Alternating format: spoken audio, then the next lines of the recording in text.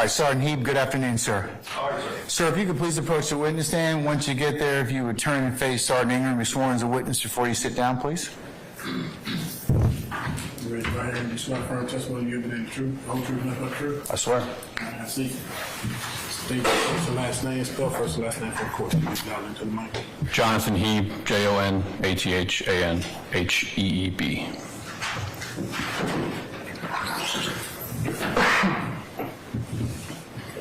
Good afternoon, Sergeant. Yes, ma'am. All right. Sergeant Heath, let's start by introducing yourself to the jury. Would you tell the jury where it is that you currently work? Currently, I am assigned to Zone 3 Crime Suppression Unit as a supervisor. Now, you said Zone 3. In the Atlanta Police Department, I'm sorry. All right. How long have you worked Zone 3 in Atlanta at the Atlanta Police Department? I have been assigned there since September 1st, 2022, so a little over a year. Is this the only time that you have worked in Zone 3? No, I've done a lot of work in Zone 3. This is the first time I've been assigned directly to specifically Zone 3, but I've done a lot of work in Zone 3 throughout my career. Now, what are some of your responsibilities as a supervisor in Zone 3? Right now, I supervise the crime suppression unit, so our main focus, beyond my normal admin stuff and timekeeping duties, I supervise a small team of individuals, officers that focus primarily on the high crime areas within the zone. Prior to working as a supervisor with Zone 3, what were you assigned to do? I've had several assignments throughout my career. I started in Zone 6, then I went to the Apex unit. I worked in Vice. I was in narcotics. I was assigned as a task force officer to a federal task force for several years. Worked in the drug interdiction unit at the airport for a few more, and then got promoted to sergeant, where I've been in Zone 3 ever since. So let's start back at your first assignment with the APD. When was that? When were you first? I was assigned to Zone 6 Evening Watch around May or June of 2008, I believe. All right. And what was your responsibility there? Just a normal patrolman, answer 911 calls. How long did you stay with Zone 6 before you were moved to Apex? Probably less, I think, probably less than 3 years. I was probably right at 3 years, maybe a little bit more. I can't exactly remember, but just a couple years, three years, give or take. And with Apex, what areas of the city were you responsible for monitoring? With Apex, we had the whole city. We focused on the higher crime areas of the city, but we had reign over the whole city. And run that back by me. Did you tell us what Apex stood for? Apex stood for Atlanta Proactive Enforcement and Interdiction Unit. When did you leave Apex? I left Apex around 2014. So on August the 23rd of 2013, where were you assigned? I was assigned to the Apex unit. Now, have you been certified as a law enforcement officer by the Peace Officer Standards and Training Council of Georgia? Yes, ma'am, I have. Have you remained certified by post during your entire law enforcement career? I have. Prior to starting with the Atlanta Police Department in Zone 6, what was your background? I came out of the Army. How long did you serve in the Army? 4 years. And did you leave under honorable circumstances? I did. And thank you for that service. Yes, ma'am. So going back to August the 23rd of 2013, with Apex, did you work with any other agencies that were responsible for law enforcement besides the Atlanta Police Department? We did. We worked with several. Predominantly, the one we worked with the most was going to be the Department of Corrections, Probation and Paroles officers. Why is that? Because typically the type of violators that we were pursuing regularly were repeat offenders And we had a lot of greater access to them and their whereabouts and their kind of historical information through probation and parole, obviously, because they're so, they interact so frequently. Was there any particular probation or Department of Corrections officer that you worked with at Apex during this time? The one that we worked with most consistently was Officer Viverito. Okay. On August the 23rd of 2013, were you working with Officer Viverito? I was. Would you tell the jury what it was that you were doing in that capacity? So that we were doing detail to try to apprehend some individuals that had outstanding warrants from probation violation warrants. So outstanding warrants from probation.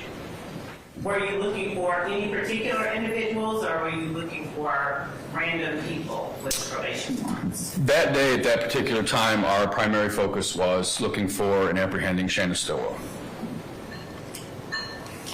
How did you go about trying to locate Shannon Stillwell to apprehend him on probation warrant? So we, Viverito and I and another officer went into a plain vehicle, an undercover vehicle, dressed in plain clothes, to try to go to areas where Officer Viverito kind of knew that he may be, that he frequented. And so we went out to look for him, and our main objective was to locate him, positively ID him, and call in the uniform takedown units to try to apprehend him. And did you end up in the Mechanicsville area of Fulton County? We did, 322 Glen. Now, how long at that time had you worked the Mechanicsville area, or been working around? We spent quite a bit of time in that area throughout my time in Apex. So I had spent, the majority of my time in Apex was spent in that area. I couldn't give you an exact number of months, but several months, to the point where we kind of knew where the hot spots were, if you want to call it that. Was there any significance to 322 Glen? By that I mean, was it an apartment complex or something else? 322 Glen is known as the Green Store. It's a convenience store, it's green, and that is where it was notorious for illicit activity, primarily narcotic sales. Was any and everybody able to sell narcotics at the Green Store based on your experiences with Apex during that time? Not just anybody, no. Then who was able to sell narcotics at the Green Store? Basis. Yeah, come on up.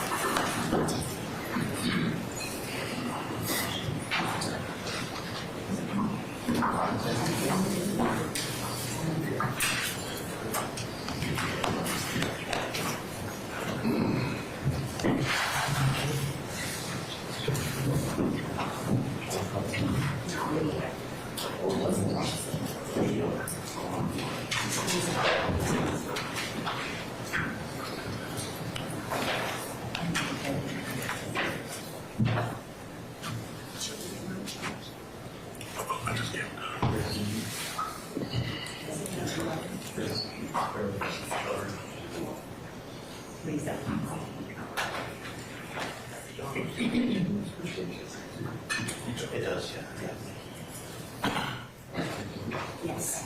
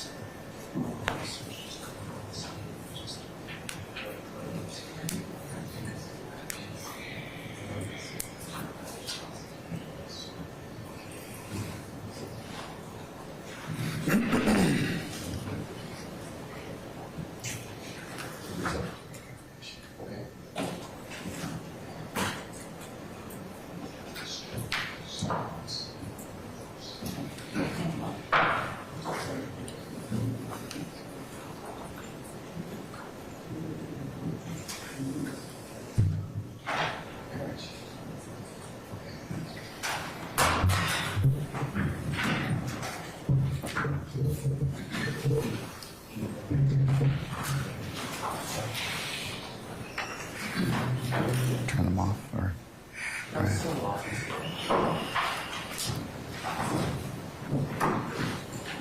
Okay, I've overruled the objection. You may proceed. Thank you, Your Honor.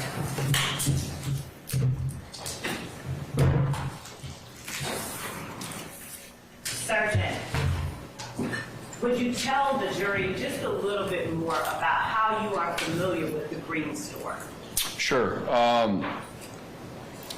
Up until that point, we had spent, like I said, a significant amount of time in that area dealing with that particular location. The main reason that we were out there so much was because at the time we were having a lot of crime that the intel suggested was coming from that people that were in that area. We were having a lot of smash and grabs, a lot of high-end jean thefts in stores where vehicles were being driven through windows and people were just stealing things, and then you'd find them, we were selling them in the neighborhoods. So intel had led us to that particular area, and we were focused on that area for a while. By that area, could you give a more definite description of that area as it relates to the Green Store? Sure. So the Green Store is right at Windsor, the intersection of Windsor and Glen. Glen. Okay. The address is 322 Glen. That area of Zone 3 between, from Ralph David Abernathy all the way to Fulton Street, that's kind of, that Green Store was the hub for that particular neighborhood. And by hub, please explain what you mean to the jury. By hub, I mean, it was the center of all of the activity. Like, if you saw people walking down the street, there was a good chance they were going to the Green Store to get a snack or whatever, or, do whatever they were going to do there. There was really nowhere else that you saw that amount of activity.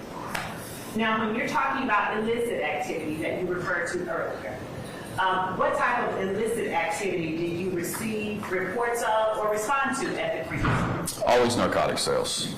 Almost always narcotic sales. Do you have at least an approximate number, a general number of the number of narcotic sales incidents that you either helped investigate or responded to at the Green Store? That would be difficult to quantify. A lot. By a lot, can you give us a number that it is greater than? In the time that I was at Apex, we probably were at the Green Store more than, I don't even know, 20, 30 times, which is a lot for one location. And how long was it that you were at Apex? I think I spent 18 months or so at Apex, give or take.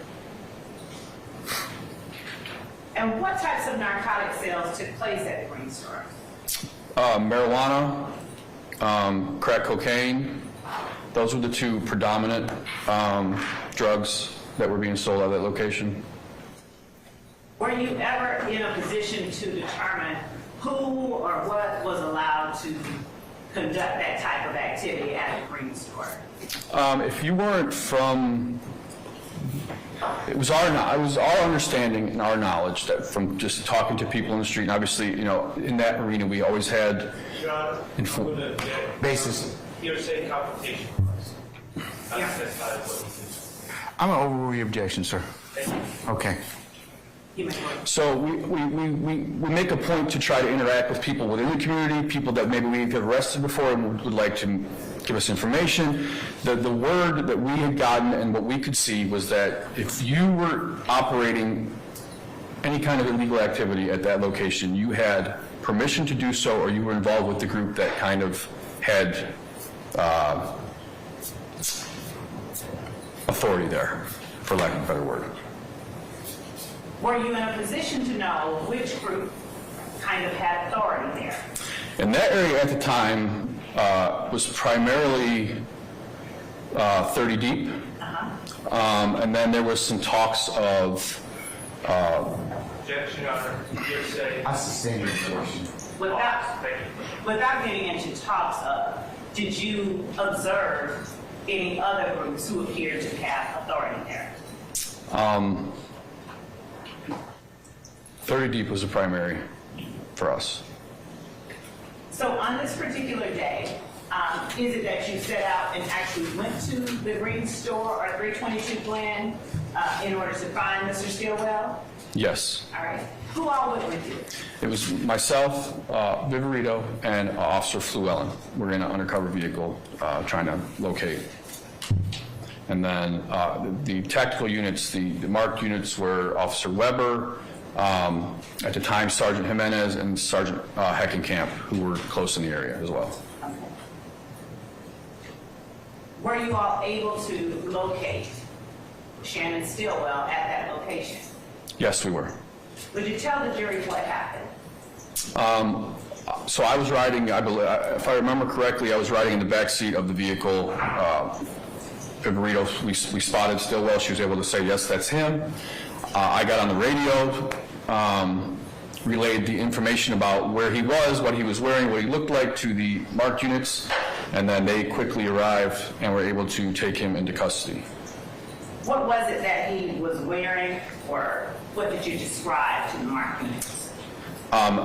Again, that was 10 years ago. I need my report for that description.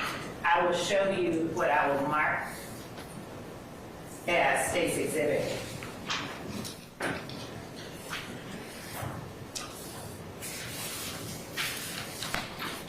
(51R) for refreshing your recollection. The report for defense counsel purposes labeled incident number 132352342. Thank you. You're welcome.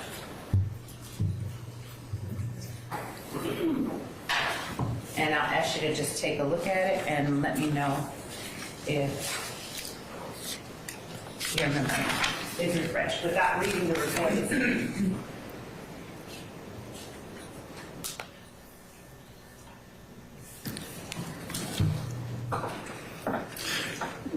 Yeah, so, like I said, basically, as I said, I gave the description. I don't remember exactly the clothes he was wearing. I don't think I have it detailed in here exactly what he was wearing. It would have been given over the radio. Now,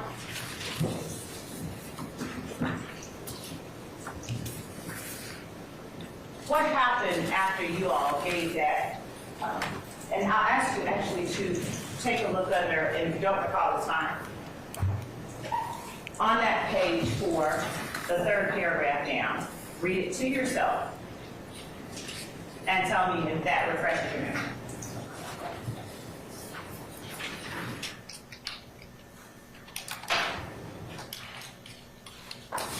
Yes. So what was it that you told the tactical units to look out for?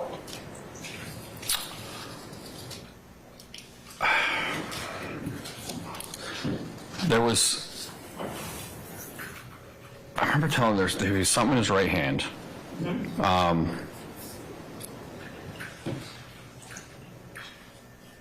The rest of it is kind of, I don't really remember a whole lot of it. What clothing was he wearing? A red shirt. Okay. And what happened after you all gave the tactical units the description of the person? Sergeant Jimenez, Sergeant Heckenkamp were the first ones there. Okay. They were able to walk right in the store. Obviously, being in an undercover capacity, I was not going to go in and approach. So they went in and were able to take him into custody fairly quickly, to my recollection. Now, were you involved with the taking into custody of Shannon Stillwell? Not at all. Okay. And so would that be something for someone else to talk about? Absolutely, Sergeant Jimenez. All right. Beyond having told the tactical units what it is that you were looking for, or who it is that you were looking for, did you have any further involvement in that incident itself? Just the processing of The evidence afterwards, I did all the documentation. All right. I'm going to show you what has been marked as State's Exhibit 52, which is the evidence document previously provided to defense in the discovery, and ask you if you recognize State's Exhibit 52.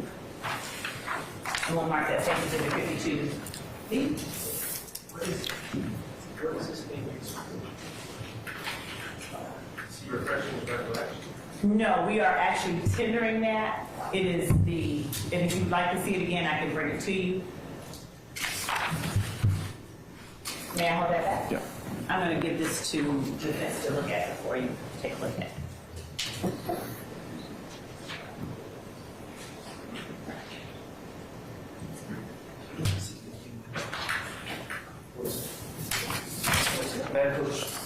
You know.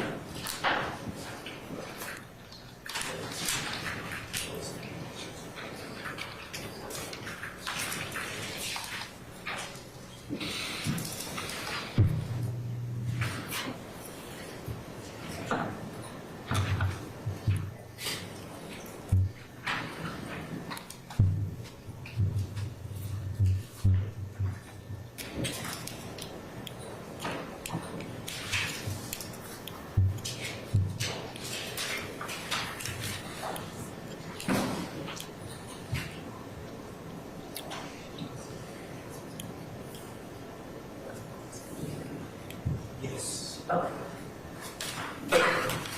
Your Honor, I'm going to object to 52. 52B? Your Honor, 52 Bravo? 52 Bravo. Okay. David, Your Honor. Which one are you going to give him? 52 David. Delta? Delta, thank you. All right, so we're not identifying 52 Bravo at this point in time, it's Delta. Correct. Okay, all right. What's your objection to 52 Delta, sir? It's testimonial that we put back to the jury, and if I haven't heard any statement that the witness's memory needs to be refreshed. Can I see it, please? Yes.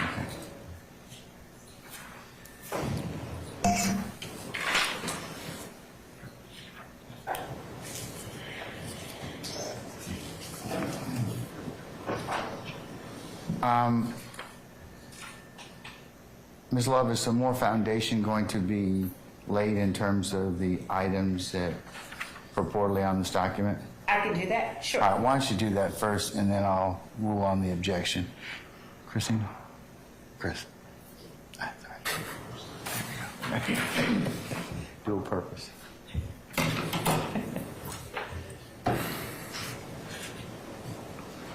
Sergeant Heath, do you remember what all was collected during that time? No, I don't. And at the time that the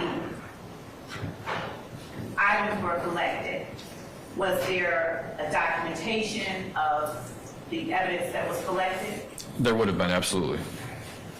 Now, would that documentation have been reflective of everything that was collected? It should be an itemized list of everything that was turned into property, yes.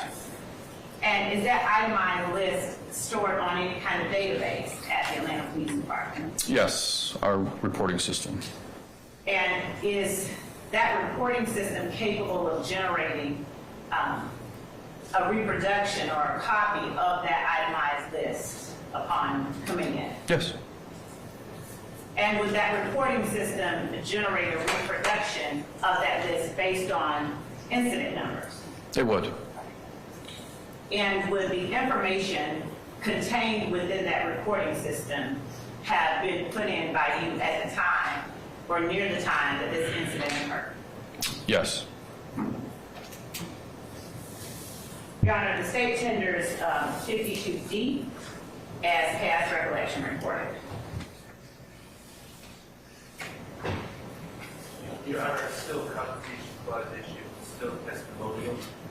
I'm gonna overrule that objection, but I don't think you laid all the foundation for it to be a past recollection report.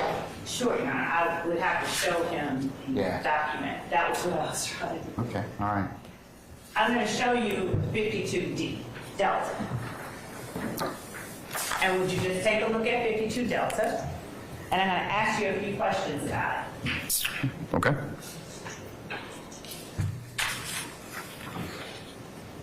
Is 52 Delta reflective of items that were collected in relation to the particular report that you've been speaking to the jury about?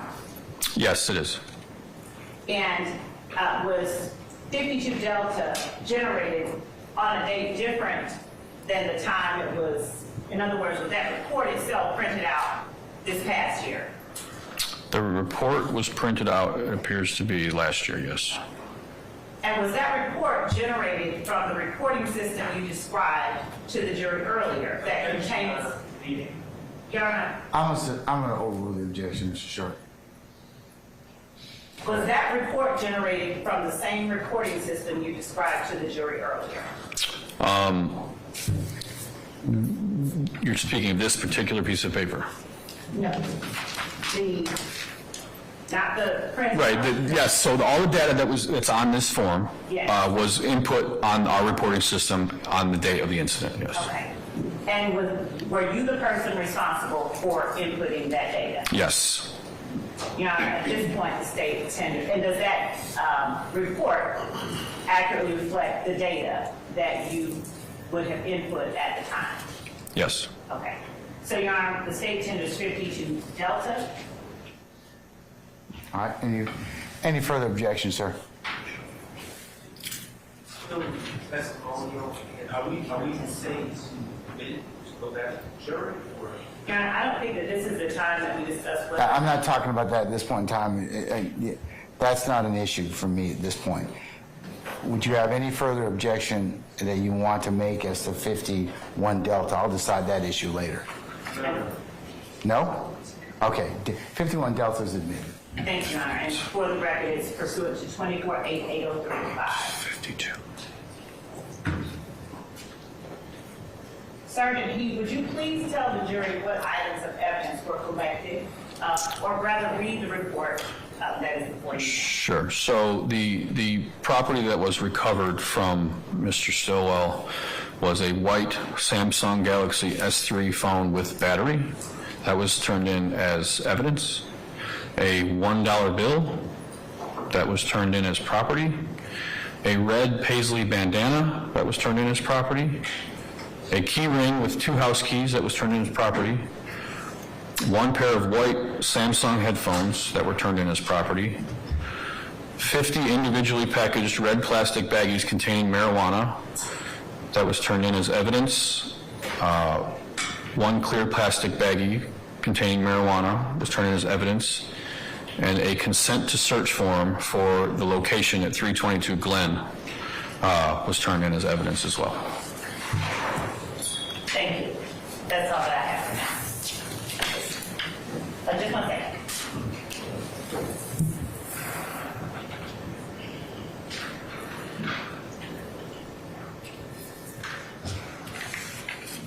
Thank you. Cross, Mr. Sharp.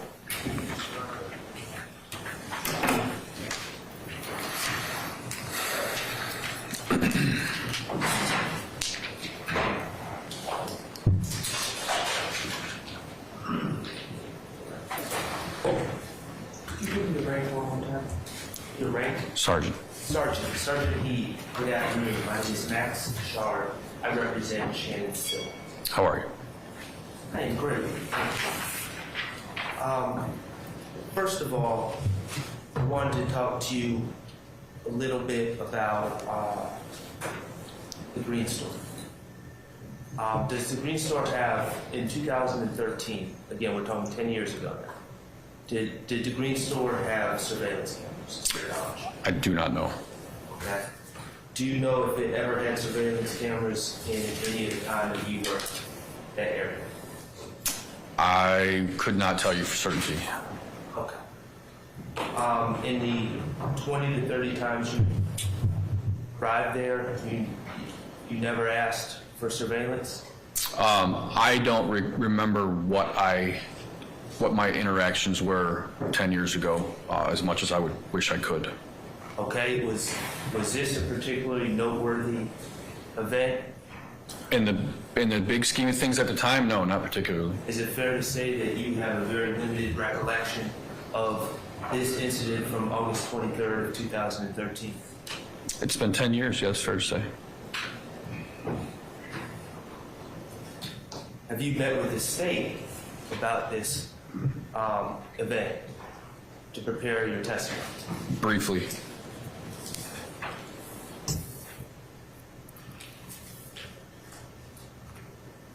Now, you're the officer, or one of the officers who wrote a report in this case, correct? Correct. And did you review your report in preparation of your testimony? I did. You indicated that you were in the car with Officer Llewellyn and Probation Officer Viverito on that day looking for Mr. Stillman. Correct. Okay.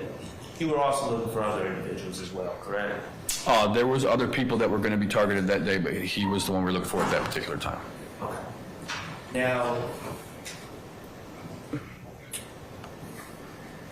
who recognized Mr. Stillwell? Viverito. Okay. You did not recognize Mr. Stillwell? No. Okay. Did you know who Mr. Stillwell was? Not particularly. So, as someone that was working in the Apex unit in the Mechanicsville neighborhood very often, on that day, you did not know who you were looking for. You were relying on Probation Officer Viverito, correct? For a specific individual, yes. Now, as part of your report, I want to be very clear. Now, do you have a copy of your report in front of you? I gave it to you. You gave it to me. I gave it to the state.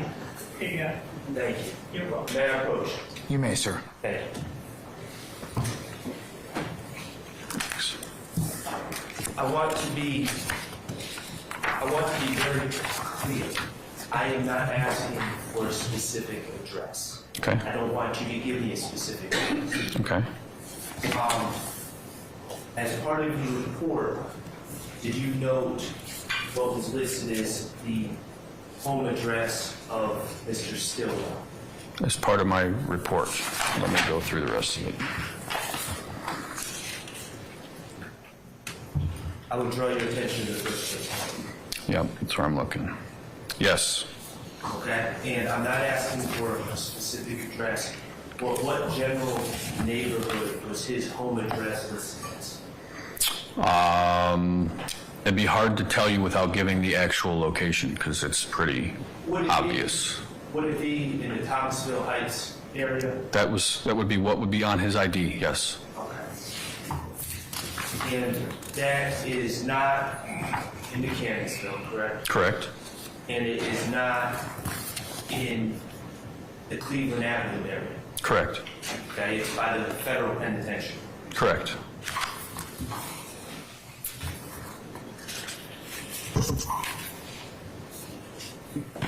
Now, I understand that you were not involved in arresting my client or searching my client, but you ultimately were given all of the items taken from my client's person, is that correct? I was responsible for documenting everything that we had.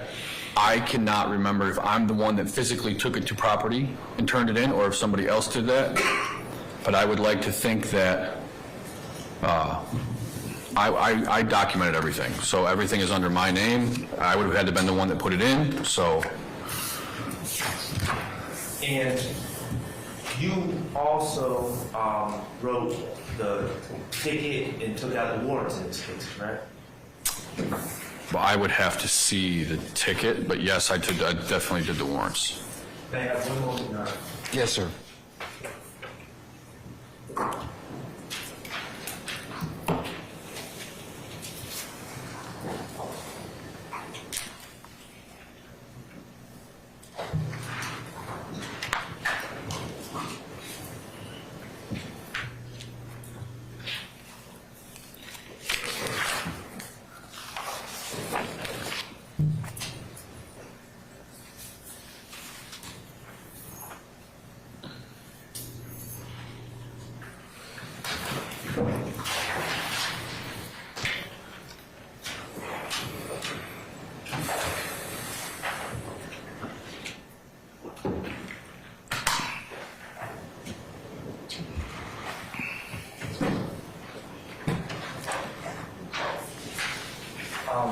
Your Honor, may I approach with 3 documents, and I'm not sure how we're going to do the... You need to identify them for purposes of record unless they're one of the exhibits that the state has already shown the witness. I understand, I'm just not sure of the nomenclature we're going to use with multiple. If you want it to be DS1, DS2, DS3, would that... Yeah, DS would be fine. DS 1, 2, and 3. DS1, 2, and 3. All right. And they will be You'll marked. need to mark them as that right now, so we can tell or we can track the document. So.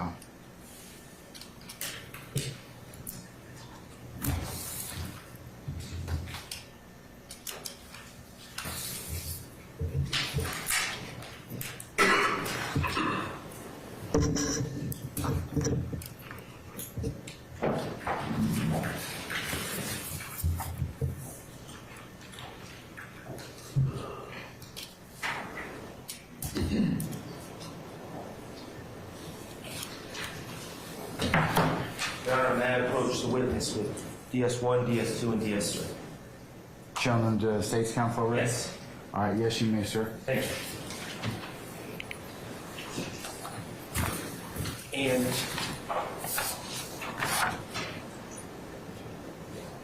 Sergeant Heaton, I am going to ask you to look at DS1, 2, and 3. Do you identify those documents?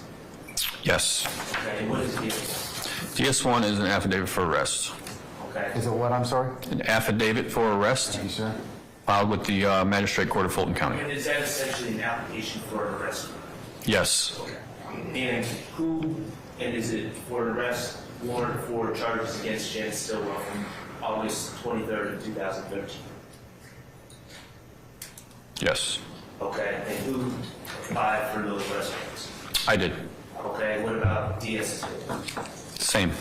Okay, and that's another application for arrest warrant on Shannon Stillwell from that same date? Correct. And you were the applicant? Yes. Okay, and what about DS2? This is a copy of an arrest citation. Okay, and this citation is essentially what you give to the individual being arrested, even if they are being arrested on warrant, you give the citation as well? The citation is what we book them into the jail with, or unless it's, like a traffic ticket or a copy of charges, we would give them a copy of it, but yes. Okay, even though there were, I just handed you 3 documents, there were 2 total charges brought against Mr. Stillwell that day, correct? In addition to the probation warrant, yes. Yes. Okay, fair enough. Now, you are the individual, will you agree after reviewing those documents that you were the individual that sought the arrest warrants on Mr. Stillwell? Yes. Okay. Were you the individual that made the charging decisions on Mr. Stillwell, decided what was appropriate to charge him with for these crimes? Yes. Okay. And for these crimes, what did you charge Mr. Stillwell with? Possession of marijuana with intent to distribute, and possession of marijuana, which would be more than an ounce, so felony. Okay, and the possession of marijuana for more than an ounce was for the bag of loose marijuana found in his left pocket, right? If you're not sure where it was found, I can rephrase. Where it was found is not what I'm concerned with. I just want to make sure that I have, it's not the total amount of marijuana, and I just charge them separately for, yes. that'd be right. Okay, and the possession with intent to distribute marijuana, was for the 50 individual baggies of marijuana found on this person, correct? Correct. And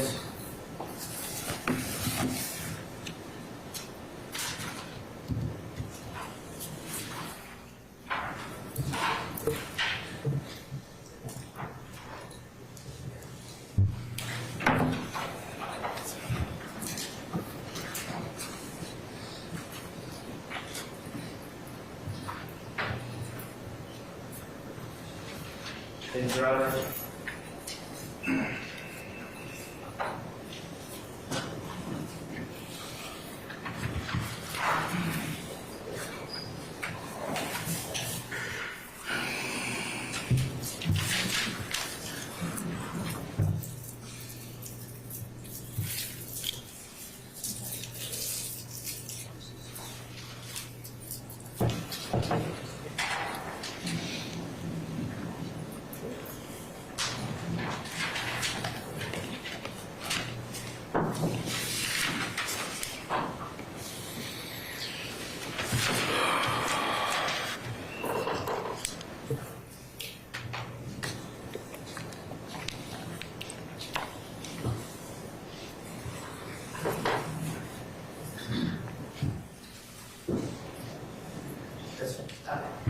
Your Honor, because I'm going to do this, I was intending to do this after this witness and Mr. Sharp needs it. The state tenders a self-authenticating document labeled States Exhibit 53 Delta. It is the certified copy of the defendant Shannon Stillwell's conviction for possession of marijuana with the intent to distribute. All right, any objection, Mr. Stark? no objection, Your Honor. Your Honor, under a State versus Jefferson, I would like a limiting instruction. I emailed down court earlier. That doesn't apply to Mr. Williams. Yeah. Likewise, Your Honor, for Mr. Huey. All right.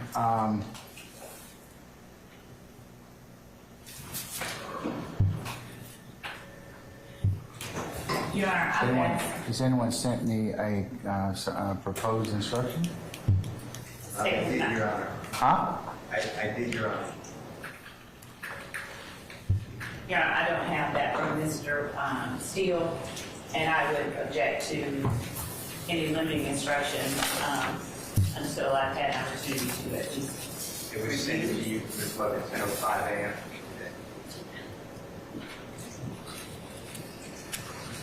I've not had an opportunity to review that, Your Honor. And I would ask that the court, it is a certified document, I would ask that the court admit the document, and the court will, of course, instruct the jury at the conclusion of the case. Hold on, Ms. Law.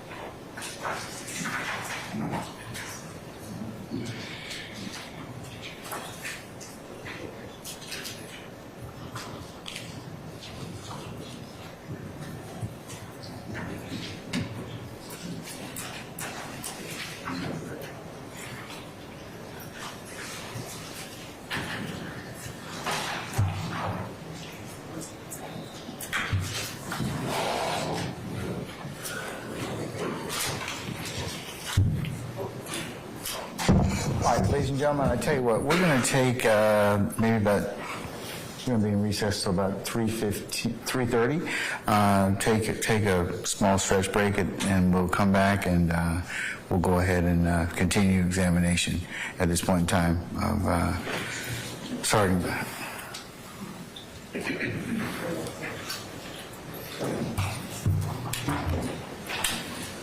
Sergeant Heeb. At Sergeant Heeb. So you can step off, sir. Just don't discuss your testimony with anybody except the attorneys in this case, okay? We'll call you back in just a minute. All right.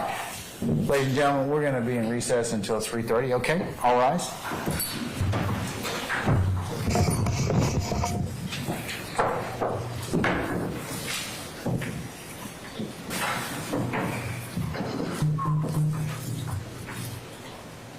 Okay,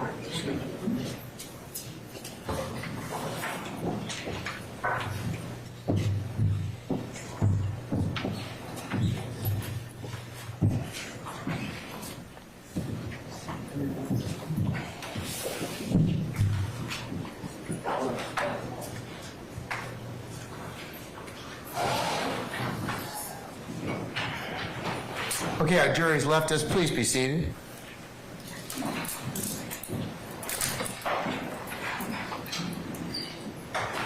Okay, Ms. Love, I'm in concurrence that the 53 Delta would be admissible. So, and I don't think Mr. Sharp is complaining or saying that it is not.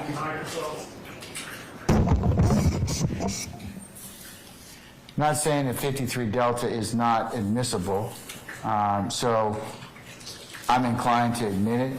However, having said that, it's only admissible as to Mr. Stillwell. So a limiting instruction would be proper to say that it's only admissible as to the consideration for him. So I need to have an appropriate limiting instruction to give them.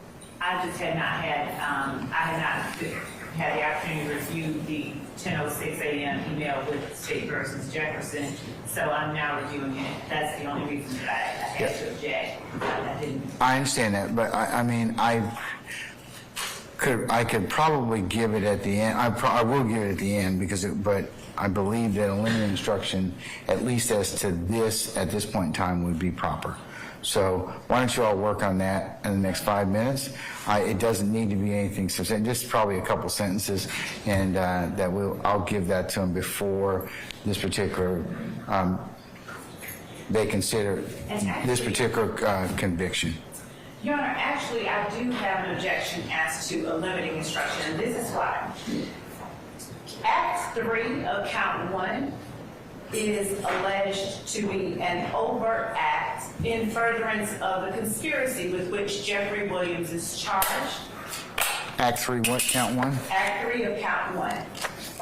That defendant Shannon Stillwell, an associate of YSL, did commit the felony offense of possession of marijuana with the intent to distribute in violation of Georgia law pursuant to OCGA 161330J1, which is an act of racketeering activity under 161435A, and an overt act in furtherance of the conspiracy. So there is no limiting instruction as to the conviction for Shannon Stillwell and Mr. Williams and the other defendants sitting at the table today. Mr. Steele, anything further? Yes, that's just respectfully inaccurate. That is, it's testimonial evidence. Jefferson drives one that's a co-indictee case as well. It's a gang case conspiracy. And the fact that some co-conspirator, alleged co-conspirator in that indictment was found guilty or pled guilty is testimonial evidence and cannot be used against the other people who objected to it. What the state is saying is throw away the constitutional right to confrontation, the statutory right. If this was a brute, I'm just making an analogy, Your Honor, if this was a statement by Mr. Stillwell to the officer and he implicated somebody else here, that would have to go under brute. There's no magic to a RICO case that's a conspiracy. The state has to first prove the conspiracy, and this allegation is testimonial evidence that cannot be used against Mr. Williams. If Mr. Stillwell testifies... That's not true. Mr. Steele, we're going to have to just fundamentally disagree on how you read State versus Jefferson. I've taken a look at Jefferson. That is not what Jefferson says. I respectfully to you, but I don't think that Justice Melton, who wrote the opinion at that point in time, in any way saying anything you're saying about that issue in regards to that, because this case covers a business record. They're not trying to get it in under a business record. They're saying that this particular count goes to acts in furtherance of the conspiracy, specifically the one that occurred on or about the 23rd of August of 2013. And I'm looking at it right now. you please just read the case? Yeah, I've read it. That is not what it's saying. No, I'm looking at him.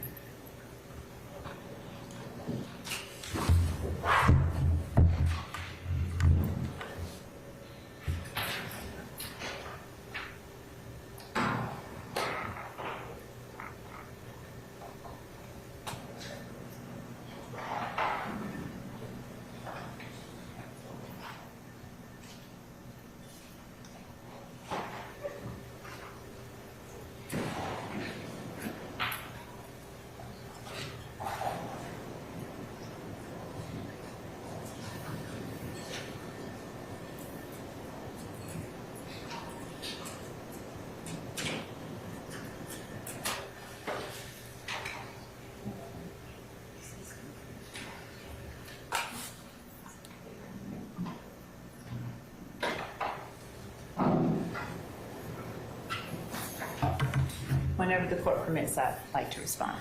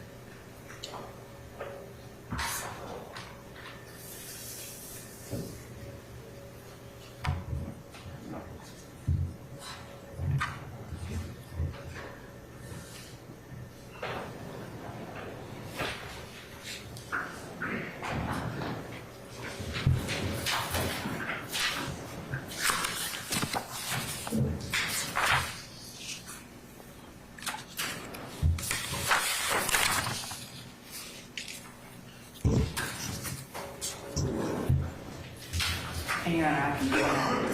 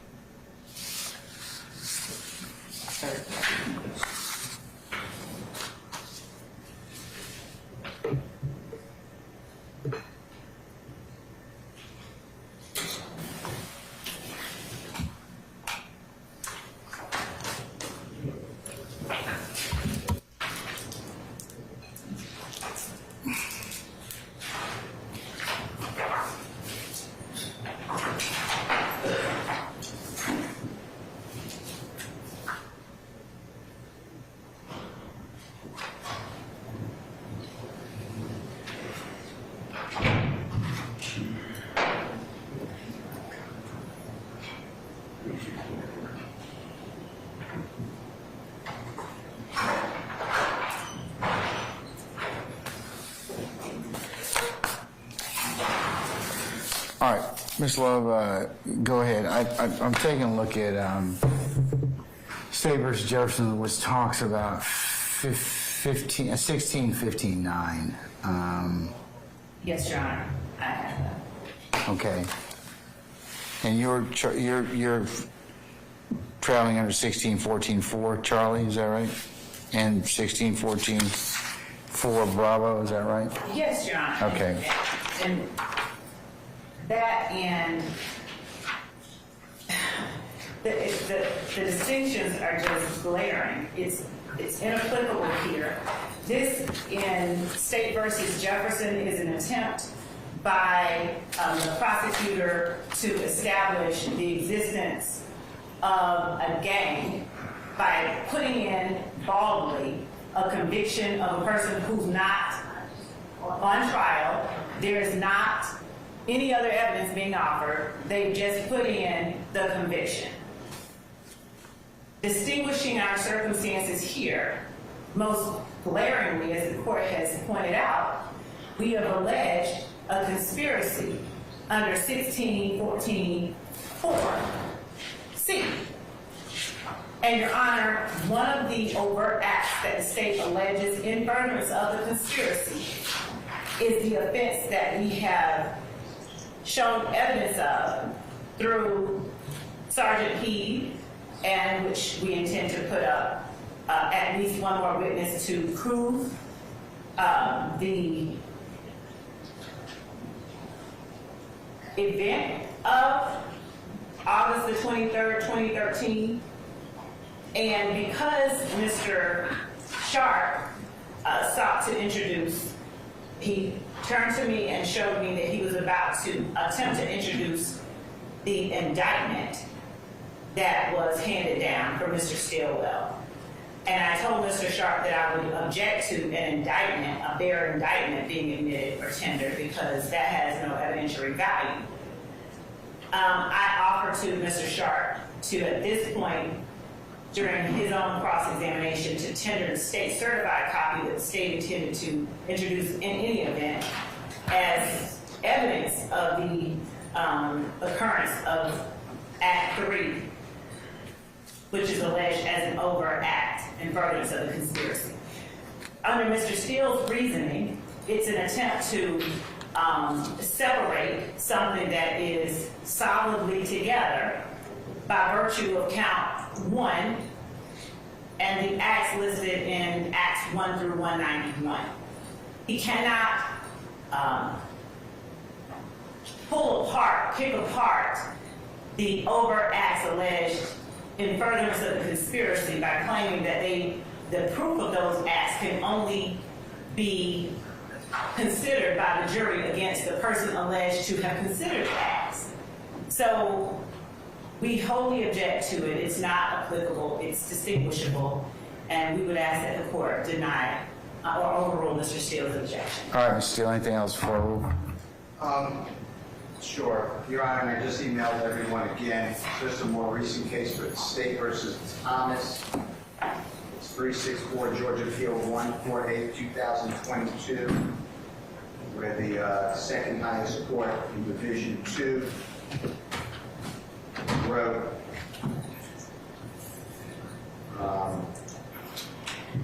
following.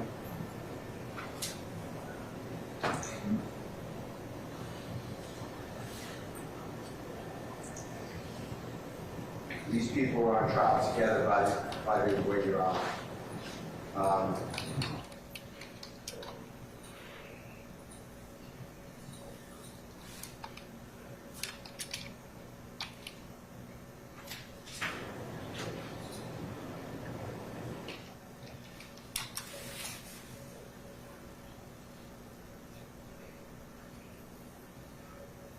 Says,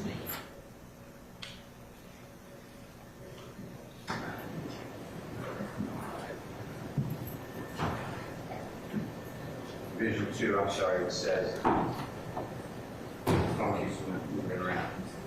Now, I'm looking at it right now, so I see it. They claim that trial court hereby concluding that Jefferson. So, all right. In this case, they concluded that the trial court erred in ruling that the prior convictions are wholly inadmissible. Exactly. Like other evidence, got to read on a little further, admission of evidence in gang activity is committed to the sound discretion of the trial court, and the court's decision to admit or exclude such evidence will not be disturbed on appeal absent abuse of discretion.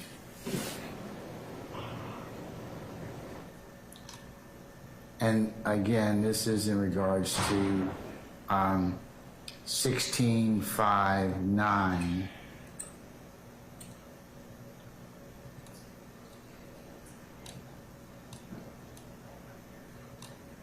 And, the state in this particular count is alleging the conspiracy counts 1614 for Charlie and 1614 for Bravo of count 1. So anything else, sir? Yes, this is the rules of engagement, like you use the term. This is a competition clause issue. It's testimonial evidence and cannot be used against anyone but Mr. Silwell, and that's why the limiting instruction is being requested. And that's what State versus Thomas said, that's what Jefferson versus State said. But you have a conspiracy. That's the problem. A conspiracy means more than one person. So it may not be admissible, just like evidence, as you know, Mr. Steele, having done this a while. Evidence may be admissible for one reason and inadmissible for others. But in a conspiracy allegation, this is what the state's trying to admit. In terms of that, they're using that for that particular purpose. Conspiracy doesn't do away with statutes or constitutional rights. I understand that, sir. I do. The state will not be able to, the court will not find one case that says under 1664 A, B, or C, somehow this is admissible. It's respectfully, Your Honor. But you're doing it under 1615.9, 1615.3. So that's a little different than what I'm being asked to resolve in this particular issue. No, that's the state tried to get it in under a conspiracy statute of 6. Those are gang statutes. And it says that the conviction of one gang member shall be admissible against another. And the Supreme Court of Georgia, Jefferson, said that would make the statute unconstitutional because... Have they declared that statute unconstitutional? It would make the gang statute unconstitutional. Have they declared that unconstitutional, Mr. Steele? Yes or no? Well, it said no. It said because it cannot be used against anyone but that person who pled guilty. That's how it's not, otherwise it would be. That's what Justice Melton wrote on the opinion that you first read on Jefferson. So my point is, we're putting in, it's clearly testimonial, it happens in court, it happens for prosecution, he pleads guilty. I can't cross-examine it. Maybe he pled guilty because he said, I got out of jail that day. I don't have a lawyer. They promised that they wouldn't charge my bribe. I don't have any way to cross-examine him. And what the state is wrongly leading this, we're trying to lead this on, we'll put down the path of saying, well, everything comes in against everybody. That's for a jury to determine if they find a conspiracy, and then it's not against everyone. If Mr. Williams, let's say, is in a conspiracy, then the court's going to charge the overt act of Mr. Stillwell, for instance, in this case. If that's done in furtherance of conspiracy, it doesn't have to be the act of Mr. Williams. If Mr. Williams is part of that conspiracy, then the RICO is proven. It's the actual transgression into the complication clause that keeps that out against Mr. Williams. It doesn't change anything about the RICO count. The state still has 191 acts, 190 acts, I believe, to then say somebody committed one of these acts if they're involved in a conspiracy, and if that overt act furthered that conspiracy, then that person may be found guilty of the RICO. But that's not to say that every single thing done here means that the confrontation clause is not violated, and that's why I'd like jury limiting instruction.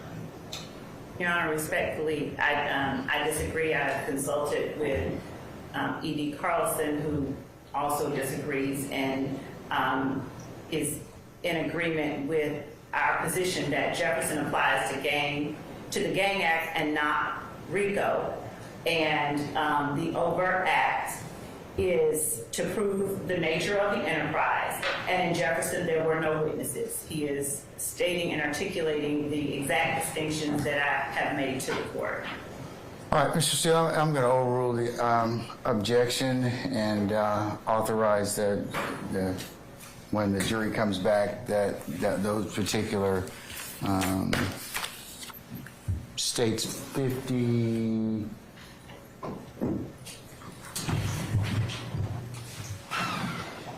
53 Delta will be admissible, and then I will note that there is a continuing objection.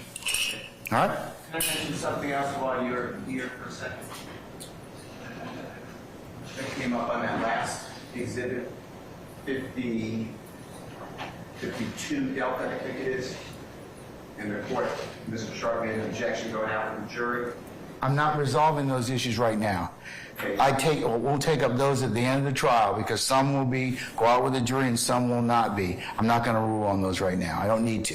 I'll email you. It's just part of the statute because I don't need to right now, Mr. Steele. Believe me, when we get to that point in the trial, I'll go ahead and take up all of the exhibits that will go to the jury and those that will not, and I'll make sure that we cull those out and we have a good list. I just don't want to deal with it right now. Okay. All right, we're in recess. See you all back in about 5 minutes. You're eating up all your time, so see you then.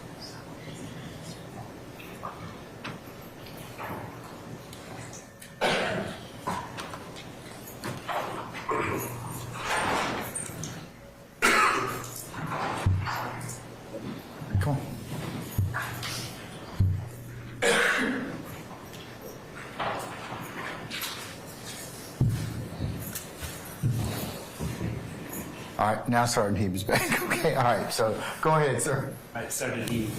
Hey. So just to pick up where we left off, you made the charging decisions in this case. Correct. Okay, and you charged my client, Shannon Stillwell, with possession with marijuana charges. Yes. You did not charge Shannon Stillwell with any gang charges. No. I'm going to approach with what's been admitted as 53D, State's Exhibit 53D, certified conviction of Shannon Stillwell, 13 SC 12132 up. I'll hand that to you, sir.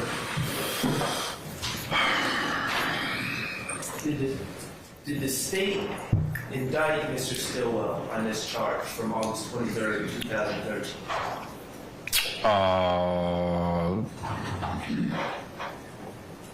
Doesn't appear that they did. They accused him. It looks like there was a non-negotiated plea. Okay, let me. I don't typically deal with the certified convictions. I understand. Indict.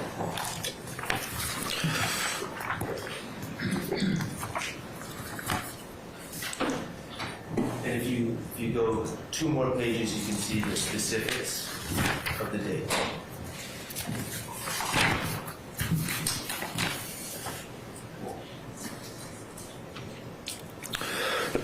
Okay.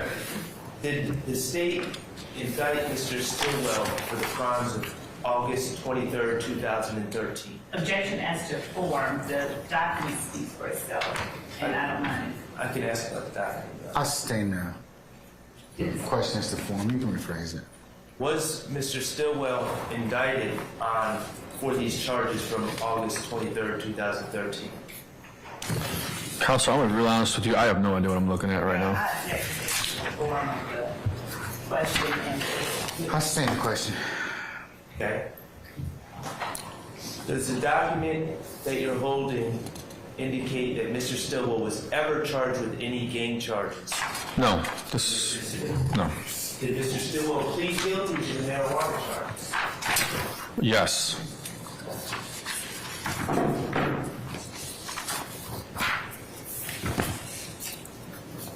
I'm going to show you, sir, what's a demonstrative marked State's Exhibit 1B.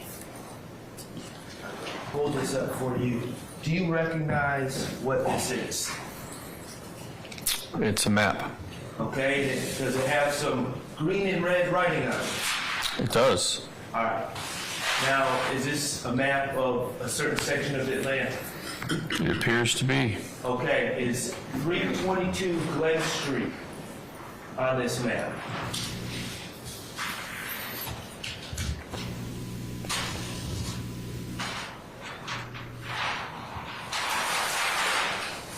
You're gonna have to bring it closer. Certainly.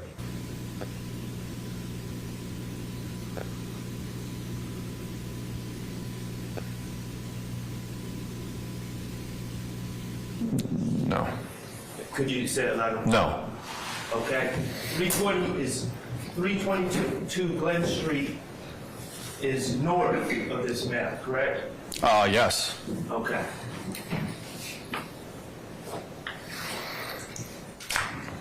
Thank you. Nothing else. Any further examination? no, Your Honor, not at this time. Okay, at this point in time, may we excuse Sergeant Heeb permanently or temporarily as a witness? Yes, Your Honor. Permanent? Yes. Okay. Sergeant Heeb, appreciate your patience with us. We're going to go ahead and permanently excuse you as a witness. Just don't discuss testimony of anybody except the attorneys in this case, okay? Yes, sir. All right, thank you, sir. Sir, the documents? Just leave those with Ms. Weaver, my court reporter, right here.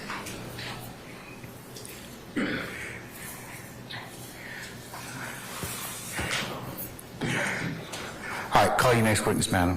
Your Honor, still on Act 3, we call Sergeant Jimenez. All right. Summon Sergeant Jimenez, please.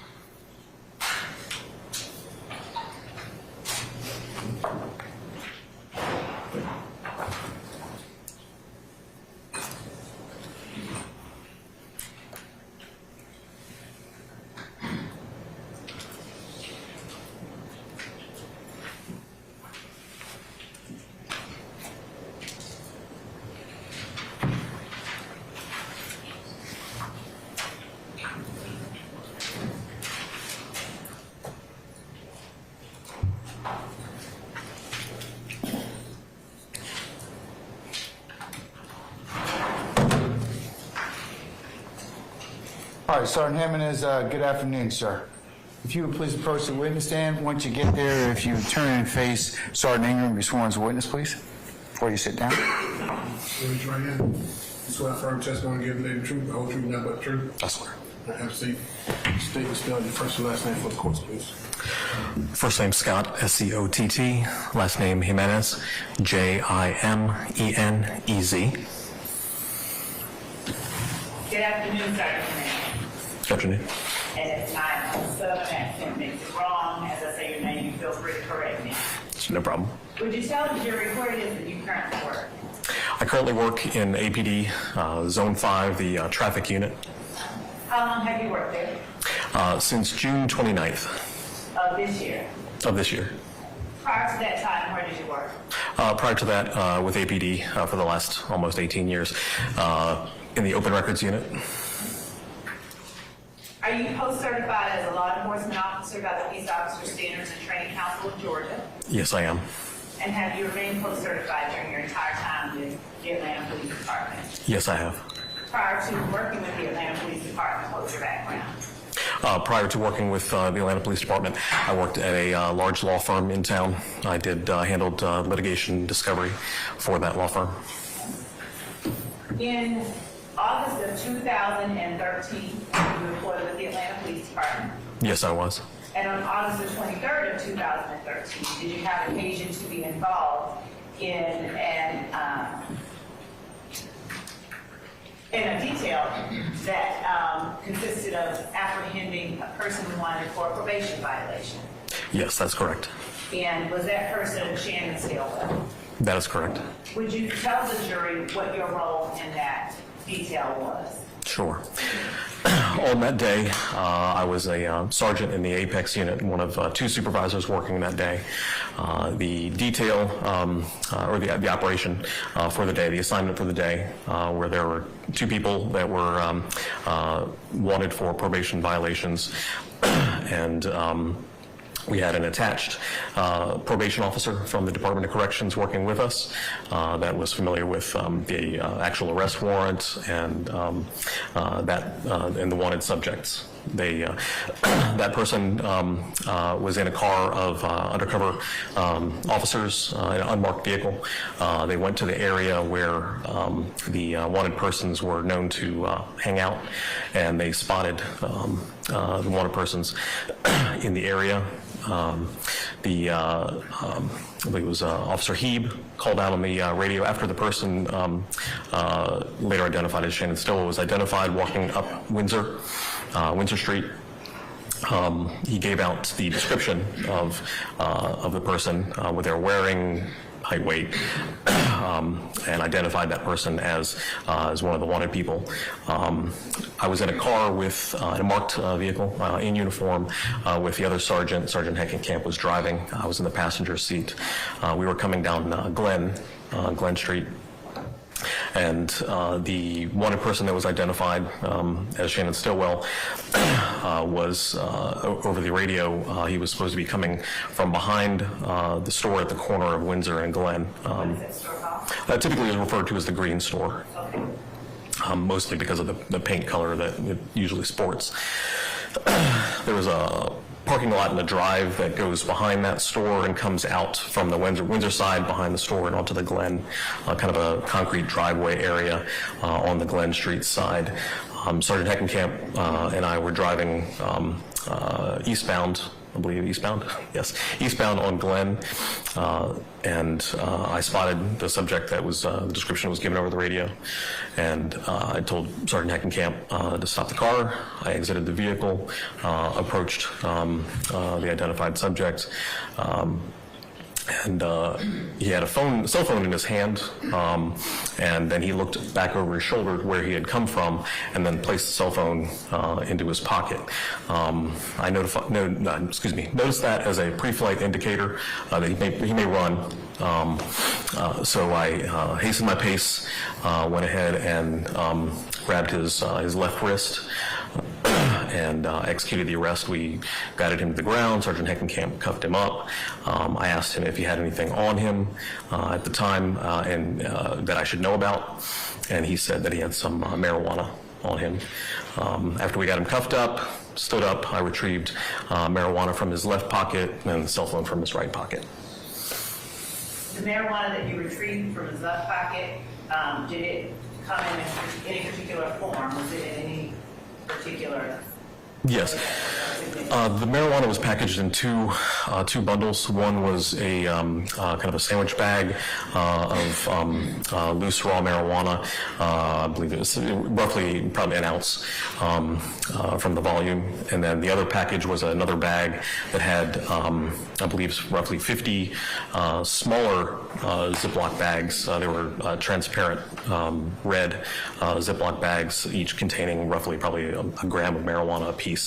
So those two packages were both in his left pocket.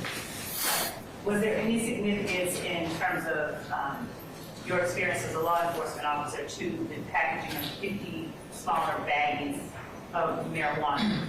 Yes, in my experience, that volume of individual bags of marijuana would indicate intent to distribute, sale of marijuana.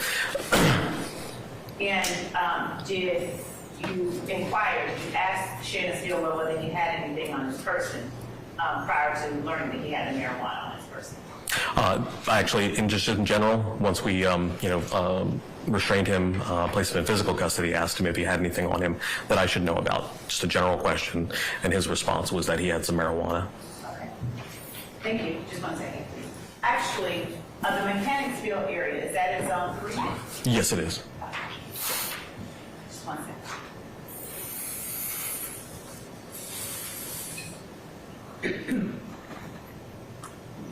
Would you explain to the jury just as succinctly as you can the borders of the Mechanicsville community of Atlanta? A little more difficult. I haven't operated in specifically in the Zone 3 area, so I would probably say, I think coming down McDaniel, going all the way over. It's difficult for me to say, and the borders have changed probably 2 or 3 times since we've changed zone borders, so I really can't answer it specifically. Oh, McDaniel is in the Mechanicsville area? It is, yes. Oh, thank you. Sure. That's all I have. Cross, Mr. Sharp.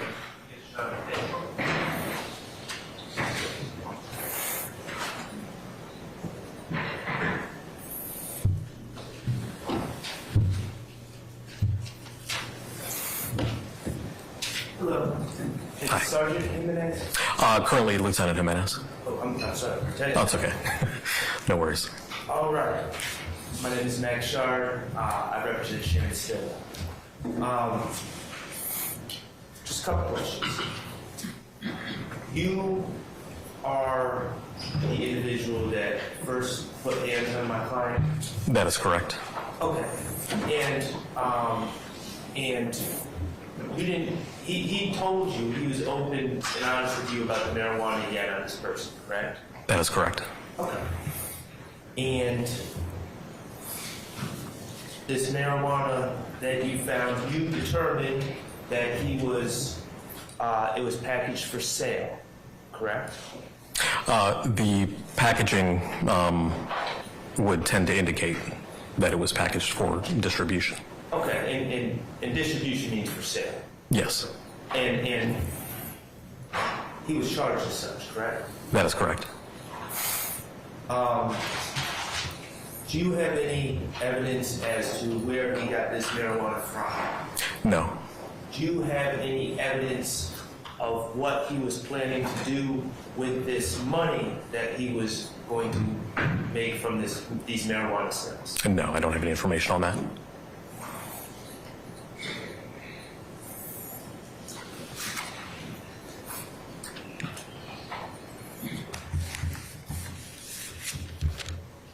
I have nothing further. Thank you. Any redirect? Just briefly. Lieutenant, I'm sorry, I apologize, Sergeant.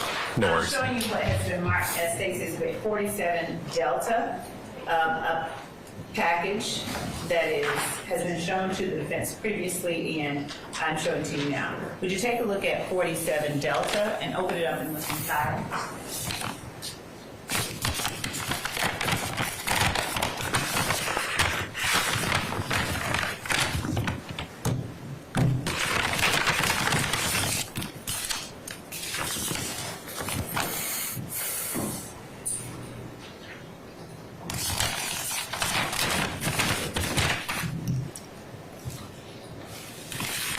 you recognize what is 47 Delta? I reckon as a cell phone. It's been 10 years since this case, so I would have to rely on the labeling from the property recovery. Okay. And when you say you would have to rely on the labeling of the property recovered, I'm going to show you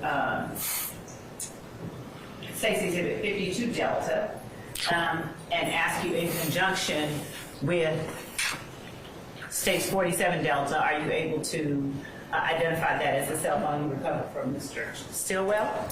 Yes, from the case number, being the case number from this arrest, and also the 4-digit ID number on here is Officer Heeb.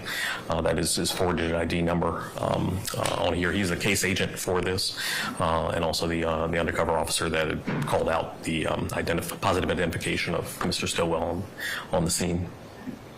Your Honor, State Changes 47 Delta. Any objection to 47 Delta, sir? Relevance. That it? Yes. All right, overruled. It's admitted. Thank you, that's all that I have. Your Honor, I just had one One what? rebuttal. And you gave some weights for the marijuana.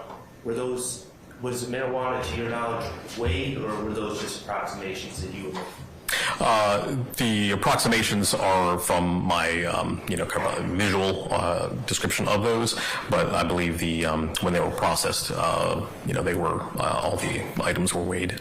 Okay, but you don't know the official weights from the weighing of the items. I do from reflection of my recollection on the report. Yes. Okay. What were the weights? I believe the weights were 50 grams, I believe, for the packaged 50 bags of marijuana, and I think it was 28 grams for the loose raw marijuana in the sandwich bag, I believe. But I would have to refresh from the report. Just so we're clear, 50 grams is for the total of all the bags. No, I believe it's 88 is the total for both. I'm sorry. 50 grams is the total for all Your of Honor, these I would small. ask to object and ask Basis. that the witness be allowed to complete his answer. Yeah, let him finish his answer first. Yeah. With the numbers, I would have to actually look at the report because the report has the actual, accurate numbers. I only know, what I pulled from his pocket and my estimation at the time. I didn't turn the drugs into the evidence room, so that's where they will be weighed and they were documented in the report. Fair enough. But when you said 50, you were talking about the entire total of all the small bags, not each bag. I believe so, yeah. Okay. All right, nothing further. Thanks. All right, anything further? If not, Your Honor, what was the 88 that you mentioned? I think there was a total, I think the total grams of marijuana, but I'd have to look at the report for that. Okay, thank you. That's all I have. all right.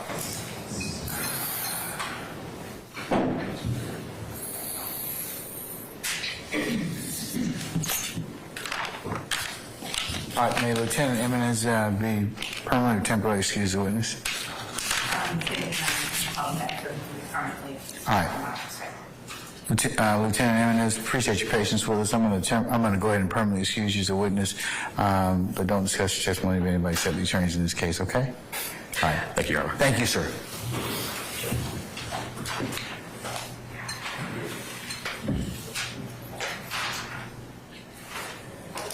All right, call your next witness, madam. Your Honor, as to Act 4, the state calls Andrew Phillips. All right, summon Andrew Phillips, please.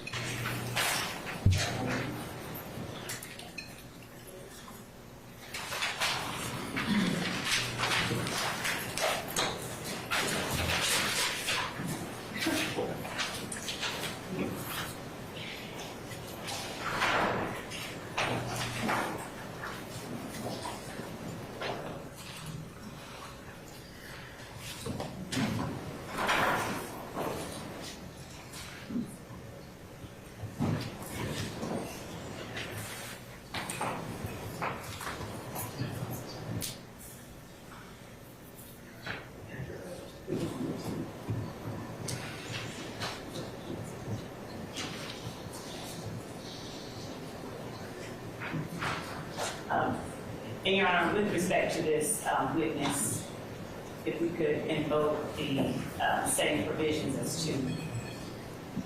Okay, I'll ask the members of the media respectfully, if you would just not film our witness. You can take other audio or other testimonial evidence. I appreciate that. All right. Do we have Mr. Phillips available? Yes. We do. Okay, all right, let's bring him in. Thank you.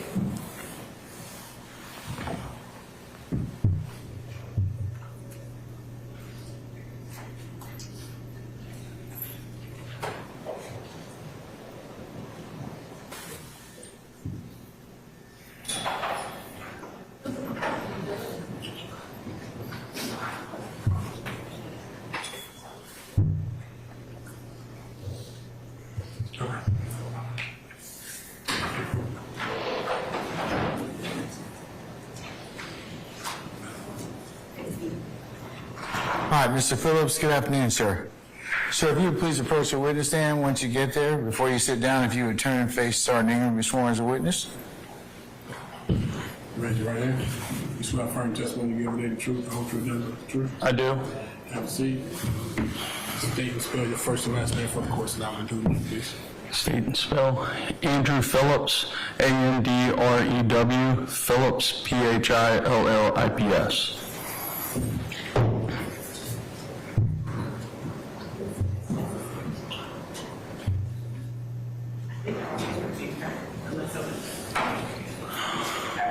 Good afternoon, Mr. Phillips. How are you? Very well, thank you. Good. Mr. Phillips, would you tell the jury just a little bit about yourself? Are you from Atlanta? Yes, ma'am. All right. And generally, in 2013, what area of Atlanta did you live in? Buckhead. On June the 10th of 2013, were you living in Buckhead then? Yes, ma'am. And on July the 10th, pardon me for asking previously about June, July the 10th. Yes, ma'am. On that date, are you married? Yes, ma'am.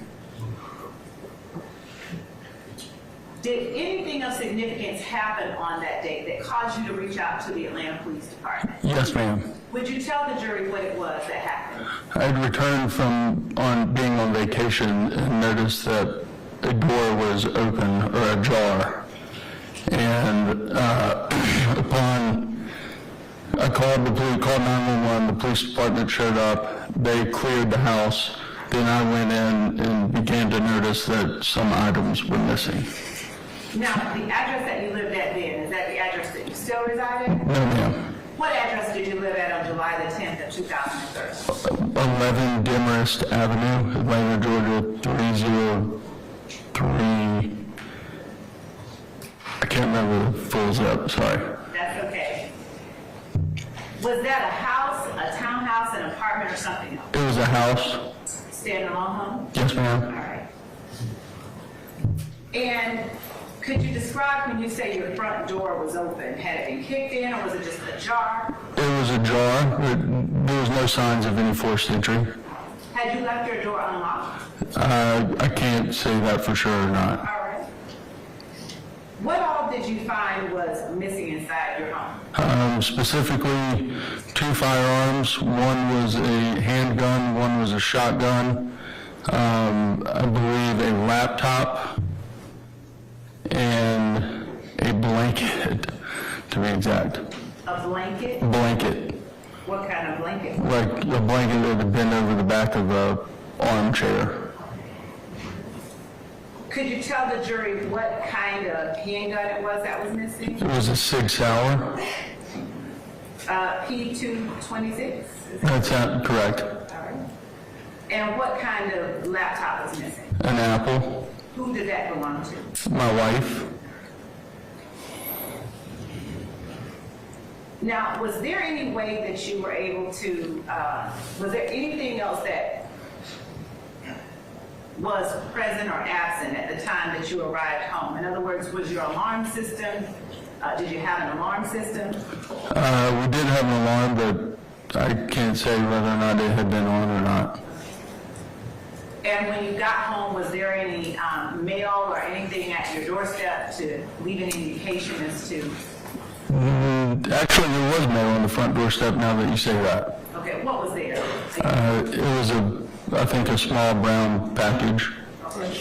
And on what date was that UPS package delivered? I do not recall.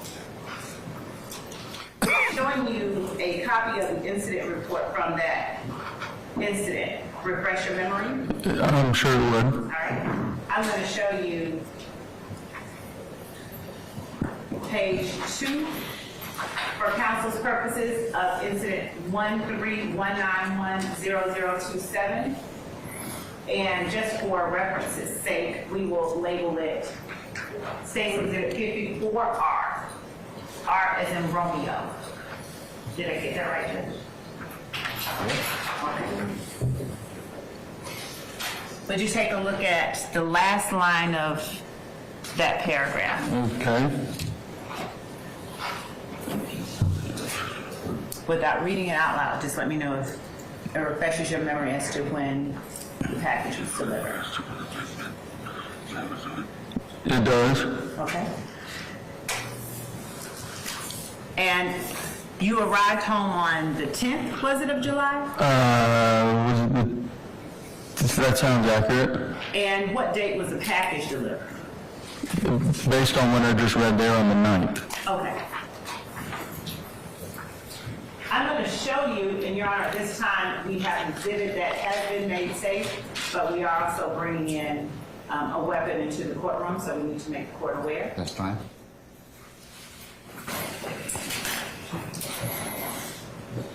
I'm going to show you what has been marked as State's Exhibit 12 Bravo.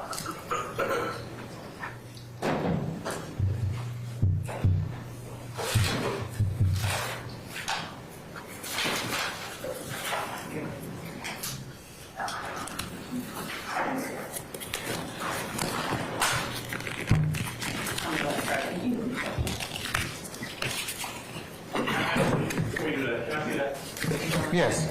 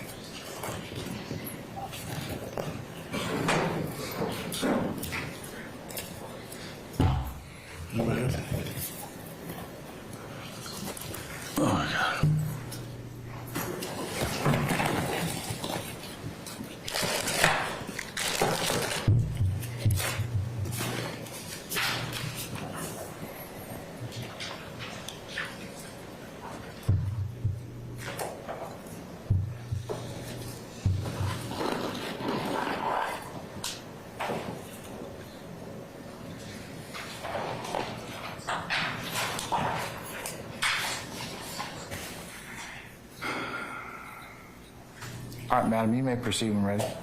Okay. Now, Mr. Phillips, did you ever receive back your firearm? No, ma'am. All right. At some point, did you reach out to the Atlanta Police Department to tell them a serial number or any other identifying information for the firearm? I believe so, yes, ma'am.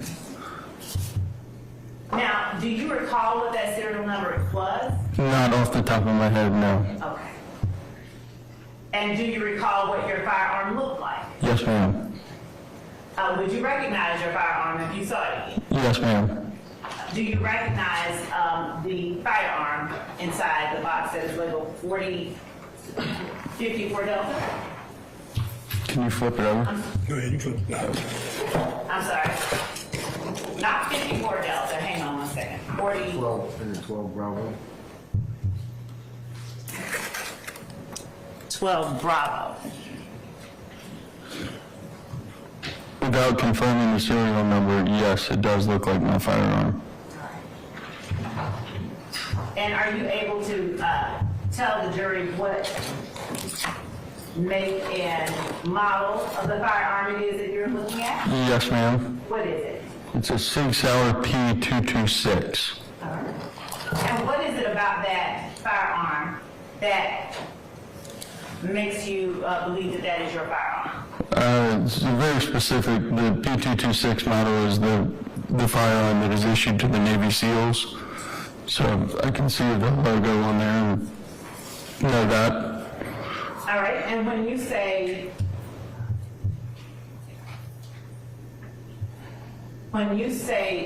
that it is a very specific firearm issued to the Navy SEAls, were you a Navy SEAL? No, ma'am. Why is it that your firearm would have, or you would have a firearm specific to Navy SEAls? I just thought it would be cool to own that specific firearm.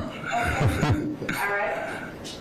With showing you a warrant with a serial number listed on it, refresh your memory as to the serial number? I'm sorry, can I get that question one more time? Would showing you a warrant with the serial number listed refresh your memory as to the serial number for your firearm? To answer your question, I don't know if it would. Without seeing the purchase document from when I bought it, I couldn't confirm the serial number. Okay, but you can confirm, or can you confirm that can you confirm that the serial number that was on your purchase document is something you conveyed to the police? Yes, ma'am. I did have to call and get that document from the store that I purchased it from. Okay, and the document that you got from the store, did you read from that document when you gave that number to the police? Yes, ma'am. Now, do you recall who it was that you, that responded to your residence when you reported the break-in? I do not. Do you recall the, whether there were more than one officer, or whether it was a female or a male, or anything of that nature? I want to say that there was 2 police officers. Okay. It was late and it was dark, and I just got done traveling. Did you ever receive any of the items back, or did you ever receive notification that any of your items had been found? I did receive notification that this firearm next to me had been found.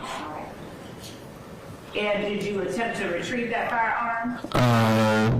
I reached out to find an understanding of the whereabouts of the firearm. What do you mean? Just once they had contacted me, I was curious. Okay. And were you allowed to get your firearm back? No, ma'am. All right. Now, at the time, had you given anyone permission to be in your home during that time? No, ma'am. And had you specifically spoken to anyone or a person by the name of Jeffrey Williams and given him permission to hold or to have your firearm? No, ma'am.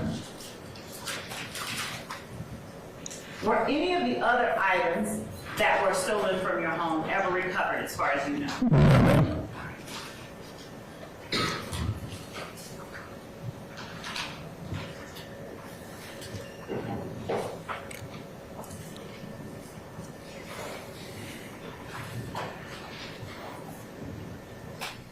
Does the name Officer Monheim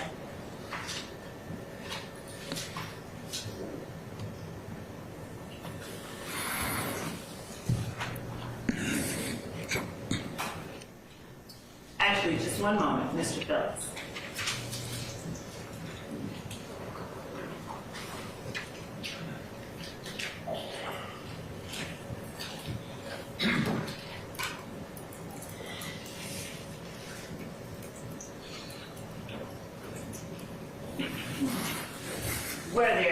Was there ammunition taken with your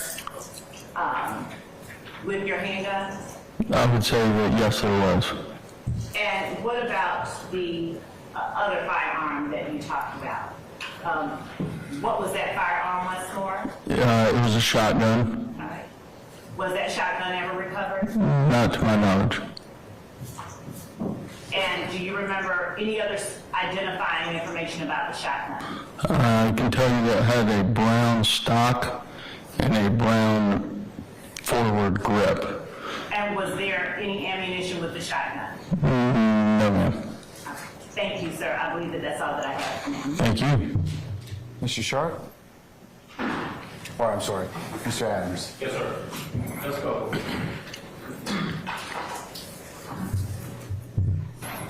Phillips, good afternoon, sir. Good afternoon. My name is Keith Adams, represent Jeffrey Williams. You and I have never met, correct? Correct.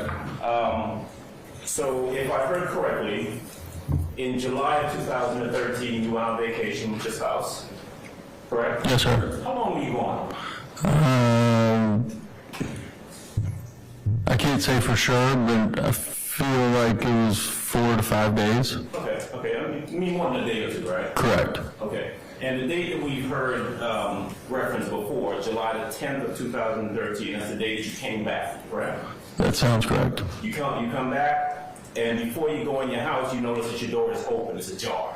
On the way up the driveway, we noticed the door. Yes, sir. There was a package that had been delivered on that day, or at some point you come to find out it was delivered on that day, right? I believe, based on what she showed me, it had been delivered on the day before. Okay. She being a prosecutor? Yes, sir. Okay. So there's a package there, but you don't know how long that door has been ajar, right? Correct. You don't recall whether or not you had your alarm set, true? Correct. I believe that the alarm was not on, but I can't confirm that. Okay. And what we know for a fact, well, what you've told us, is that the door did not appear to be damaged. It wasn't kicked in or anything like that. It was just ajar. Correct. This is a standalone house Correct. in a neighborhood. Correct. Yes, sir. Subdivision, cul-de-sac, something like that? Just a neighborhood, normal neighborhood with homes next to one another. Okay. Bunch of families live in the neighborhood, some with kids, some not? Correct. Okay. There been other thefts or burglaries in the neighborhood as far as you're aware? I feel like some things had taken place, but I can't recall. Sure. And so what you can tell us is that you come home and 2 guns, a laptop, and a blanket are missing from the house. That sounds accurate. Okay. May I approach, Judge? You may, sir. All right.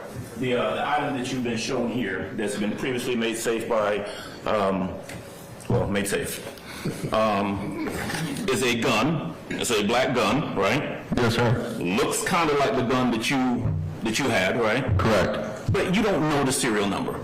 Correct. Right. And so you can't identify, there's more than one black gun out there in the world, right? I can say, yes, sir, but when they called me with that gun specifically, they had matched the serial number to the serial number that I had submitted. Okay, but for purposes of you telling this jury that you know for a fact that this item that we're looking at right here, I'm gonna move it so that Correct.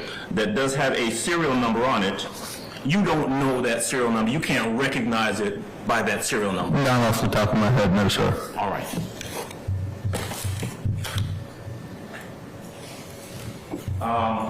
You never retrieved it, or you never got it back. They never gave it back to you, or gave any gun back to you, did they? This is my first time seeing it since. Okay.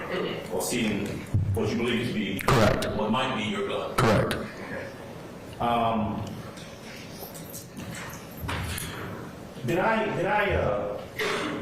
Do I recall or know correctly that the officers who came out dusted the location for fingerprints? I believe they did. It was a long time ago. Would that have been APD, the Atlanta Police Department that came out, or was it another jurisdiction? I want to say that it was APD. Okay. And so as far as you know, they conducted some degree of investigation involving and including dusting for fingerprints, right? Correct. Do you remember whether they told you, or do you remember them telling you that they were actually able to retrieve or to lift? Objection as to hearsay.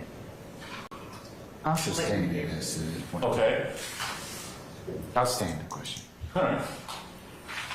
Well, certainly, as far as you know, the Atlanta Police Department detectives, officers, whoever came out would have some information about whatever it is they found at Objection that as to location, right? speculation. I'll sustain the question as a speculation. Okay. They came out and investigated, right? Yes, sir. All right. APD, Atlanta police officers. I believe so. All right.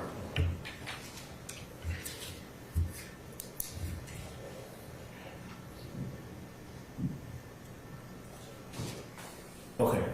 Mr. Phillips, thank you. That's all I have. Thank you, sir. Anybody else? Anything further, madam? Your Honor, I don't have anything further now. I would ask that Mr. Phillips temporarily be released and allowed to be recalled. Okay. Mr. Phillips, thank you for your patience with us. I'm going to go ahead and temporarily excuse you as a witness. So what that means is at some point in time, you may be subject to being recalled. We'll certainly give you enough advance notice in order for you to get here timely. But don't discuss your testimony with anybody except the attorneys in this case, okay? Understood. Thank you, Judge. Thank you, sir. All right.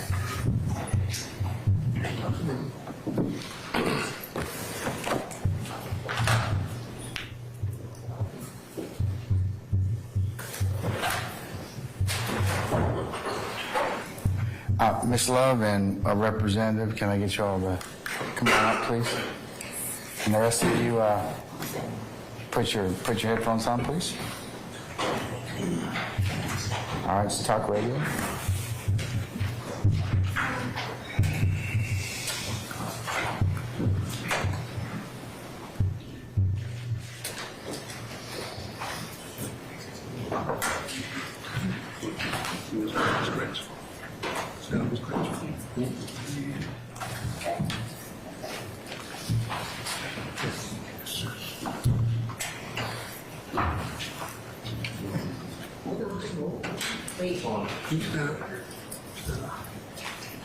Okay.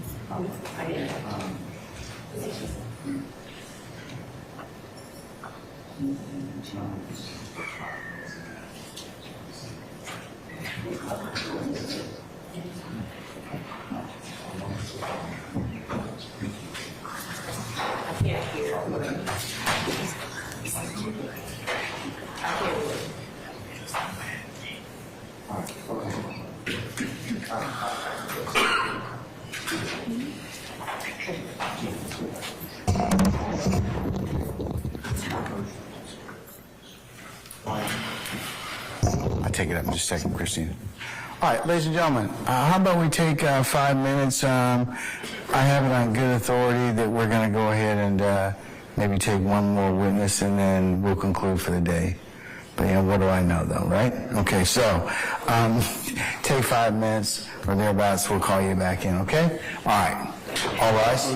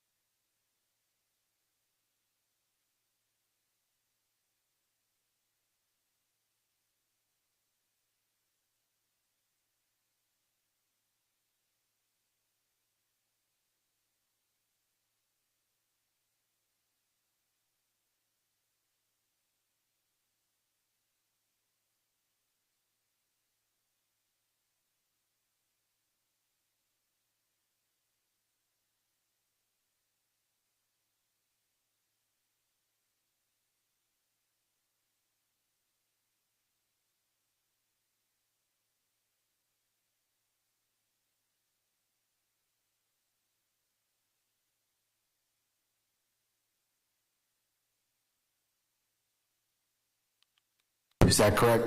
Yes, sir. All right, okay. Mr. Steele, what is your motion, sir?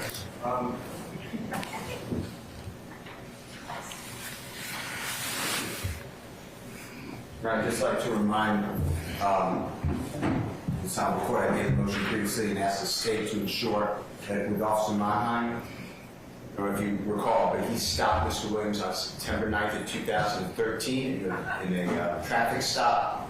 Mr. Williams did not have a driver's license. He stated that he ran Mr. Williams' name. He stated to me, when I interviewed him today, that the way he was able to see Mr. Williams' pictures, he ran it on prior arrest. So I would like that to be eliminated. That prior arrest. issue of prior arrest? Yes. State have any issue about that? I don't, unless there is a door opened through cross-examination. Okay, could you instruct him to not reference that? Yes. Please? Yes. Okay, all right. He also stated in the police report, and you handled this last time as well, that Mr. Williams was currently on probation in the end of the police report. I believe Mr. Williams was not on probation because his brother used his name as a juvenile, and that was the probation. But I'd like that to be excluded. I believe we already did that, but I just don't want to get into a position where I'm asking for a mistrial. Okay, can we also tell him not to mention anything about that, Ms. Love, as well? Yes, Your Honor, I believe Okay. that. He was accepted. I believe, Your Honor, that given what Officer Monheim will be testifying about, that there will be no need for him at all to go into anything like that. Well, let's just make sure that we cover those two items in particular, okay? We will do that. Okay, Thank you, Judge. all right, anything else? Yeah, the final one is you admitted over my objection the statement Mr. Williams made. There's a gun found in the passenger seat, if you recall, Your Honor, and then Mr. Williams allegedly said that the gun belonged to a friend. Yes. He's in custody. Mr. Officer Monheim then asked Mr. Williams whose gun is it, and Mr. Williams did not answer. There was no Miranda. He was in custody. He was asked the second. I understand you admitted Mr. Williams' statement that it's my friend's gun over my objection, but the next part would be interrogation. You found the first part to be spontaneous. Yeah, Okay. fine. So he's basically asking about the second, I guess, or the silence is an admission. Your Honor, what I'm asking, And it's post-arrest. Post-arrest silence, so. I want to be really clear here because this is part of some of the stuff that I was mentioning earlier regarding the opening. The state vehemently moves the court to admonish counsel for Mr. Williams to in no way attempt to solicit self-serving hearsay from Officer Monheim unless the state asks for that information, because we would be entitled to as a statement of a party opponent. You open the door, Mr. Steele, it may come in, so you're just... No, I mean the state... You're just warned at this point in time, okay? Mr. Steele's, I'm asking that the court preclude Mr. Steele from asking Officer Monheim what Mr. Williams said. When he said that is a friend's gun, that is a self-serving statement. Well, that's admissible. I said that was admissible already. No, Your Honor, it's admissible if the state asks it because it's a statement of a party opponent, not Mr. Williams. What we're saying is they can't solicit that. Are you going to ask him that on direct? No. And Mr. Williams can't because that is self-serving hearsay. I'm not... Baldly here, if I may continue talking to the court, Mr. Williams can't because it is self-serving hearsay, Your Honor. So we would ask that the court preclude Mr. Williams from asking Officer Monheim or attempting in any way to solicit in front of the jury the self-serving statement that the firearm belonged to a friend. If the state seeks to get that in, the state can do so because it is a statement of a party opponent, but it is not permissible for Mr. Williams to attempt to get his own words in through a witness that is not Mr. Williams. Okay. All right, Mr. Steele, what do you say about that? I moved to exclude that statement, so that's okay. But I'm just talking about the second part, the post-arrest silence. I'm talking about the first part. Yeah, we're not going to talk about that, are we, Ms. Love? I'm talking about the first part. I don't have any... Mr. Steele doesn't have any...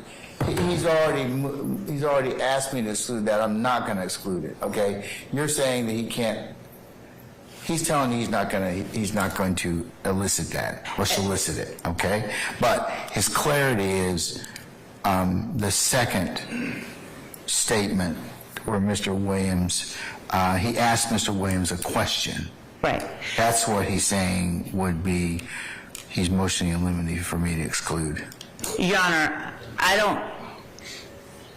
don't have a problem with the exclusion of the, I guess, the silence, and I want to make certain that I'm clearly responding to what has actually occurred and not a version of it that is inaccurate. So if the court will give me one moment, as I do that, I ask the court in limine, I'm moving the court in limine to preclude Mr. Steele from attempting to elicit self-serving hearsay.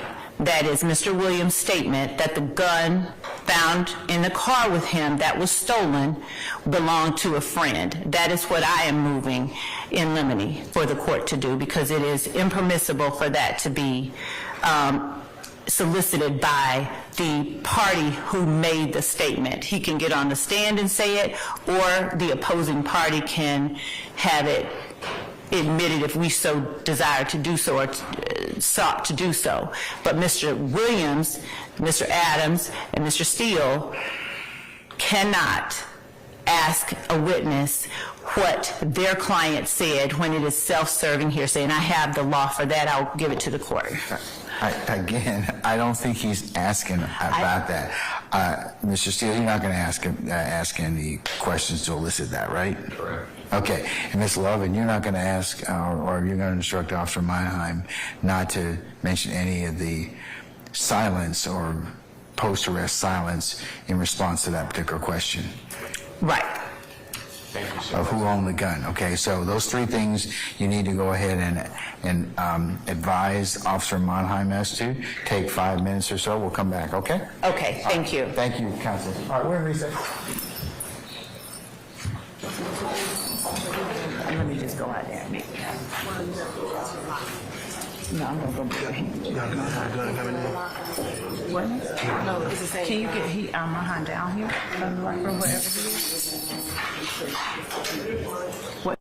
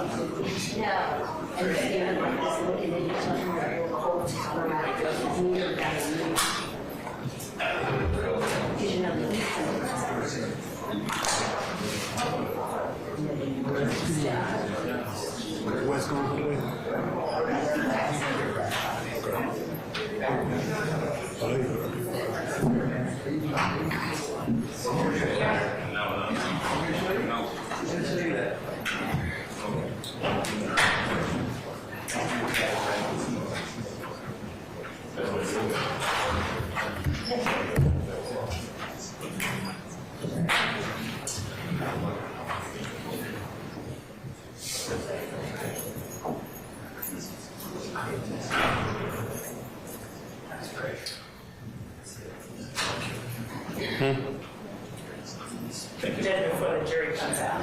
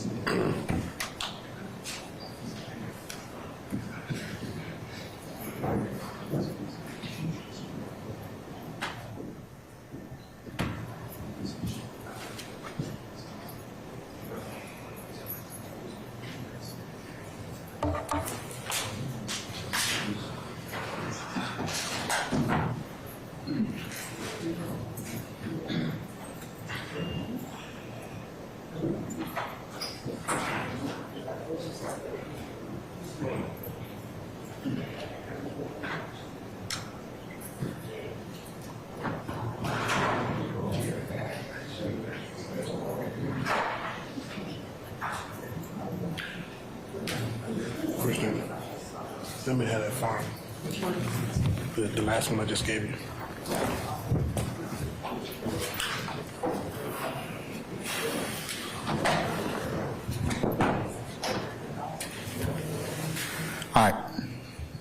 All right, Ms. Lowe. Thank you, Judge. Your Honor, with respect to the motion in limine made by Mr. Still regarding Monheim, what we would ask, Your Honor, is that I did go and talk to Officer Monheim as court directed, and I will always do as court directs, but I'm asking, Your Honor, with respect to the way that Officer Monheim was able to identify Mr. Williams. Mr. Williams did not have a license, didn't have any identification. We are asking simply that Officer Monheim be able to say from, an Atlanta police database, whatever he has to say. It doesn't have to be arrest records, but we do want the jury to know that he identified Mr. Williams as Jeffrey Williams before taking him into custody. And without him being able to say that, what we have is that Mr. Williams advised that he did not have his driver's license. He didn't have one. He gave Officer Monheim his name and date of birth. Mr. Steele just got up here and talked about the fact that, his assertion that Mr. Williams' brother has used Mr. Williams' name. But, arguably they can make that argument later on. This wasn't Jeffrey Williams, this was his brother using his name. But Officer Monheim identified Mr. Williams by running Mr. Williams on ACIC And from pictures on Police Central from, I'm quoting his report, not what I'm asking the court to allow him to say, but from pictures on Police Central from prior arrests in Fulton County. So what we are asking is that Officer Monheim be allowed to testify that from law enforcement databases, he was able to identify the person that he had stopped and found with the stolen gun, the defendant Jeffrey Williams. Because otherwise, you know, there's a gaping hole.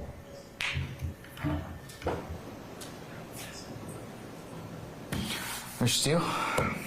Your Honor, I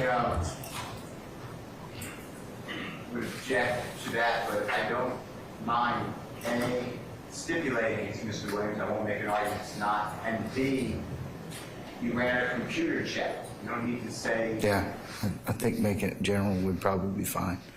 How would I versus say, Judge? Well, I think that running a computer check, he was able to determine that was Jeffrey Williams. Okay. Mr. Steele says he's not going to object to that. Okay. It's just that it's more prejudicial than probative if he gets into, well, you know, there are multiple arrests and I saw it and that's the way I was able to determine it was between him and his brother. Yeah, definitely. Okay, well, that's is what. Database okay? Computer is kind of weird. A records check. A records check, okay, thank you. That works. Can we call him now? Yes. Okay. Can you get him in here? And I want to make sure he's clear. Wait, Your Honor, being told that a records check is bad, I don't...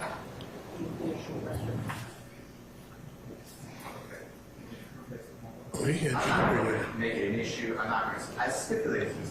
The witnesses in there. Hold on. Ms. Love, can you ask Officer Monheim to step back? Yes, Your Honor. I think a simpler way is your counsel, your brethren across the bar have indicated is maybe just to stipulate that it's Mr. Williams. Your Honor, I just want to have the officer able to say that he was able to, in some way, confirm. I don't mind if it's database and record. I don't care. I certainly don't want to inject prior arrests, but I do want the officer to be able to say that he sought to confirm who it was that he was dealing with, and that he was able to confirm that it was Mr. Williams. I don't care if it's through records, database. I don't care. Well, then why don't you say the confirming database I'm okay with check? that. Okay. I will tell him to say that. I ran this information and I was able to confirm. Say again? I ran this information and I was able to confirm. Yeah, this is Jeffrey Williams. Yeah. That works.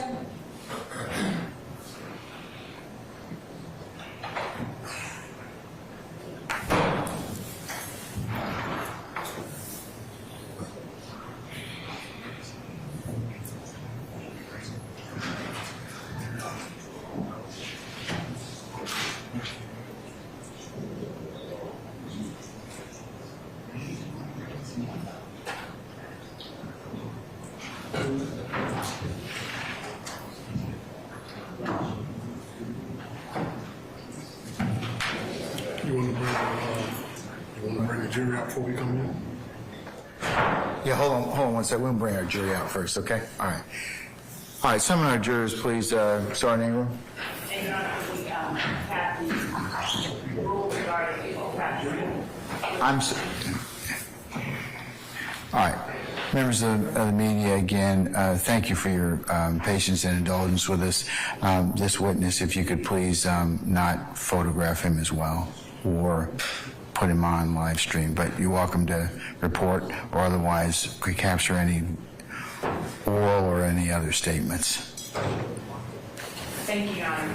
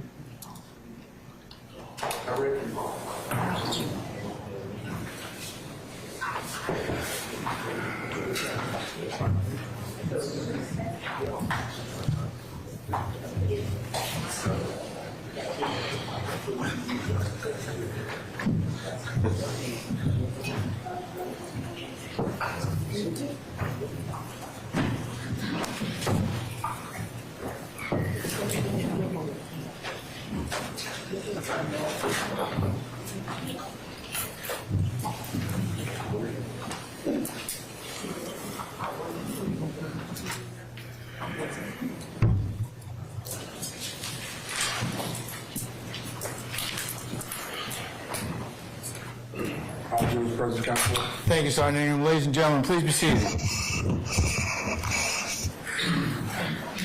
All right, State, call your next witness, please.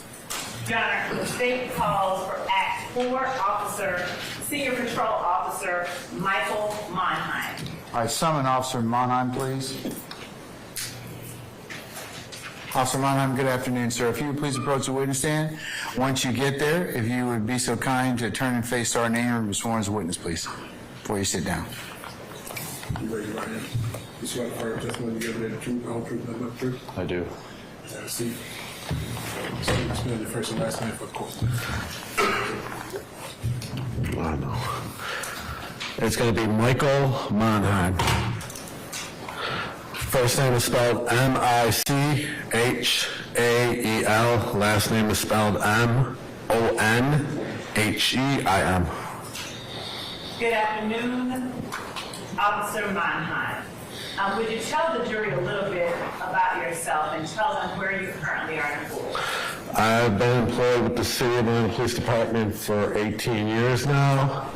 My assignments is patrol officer, responding to 911 calls, accidents, proactive policing, and engaging in the public.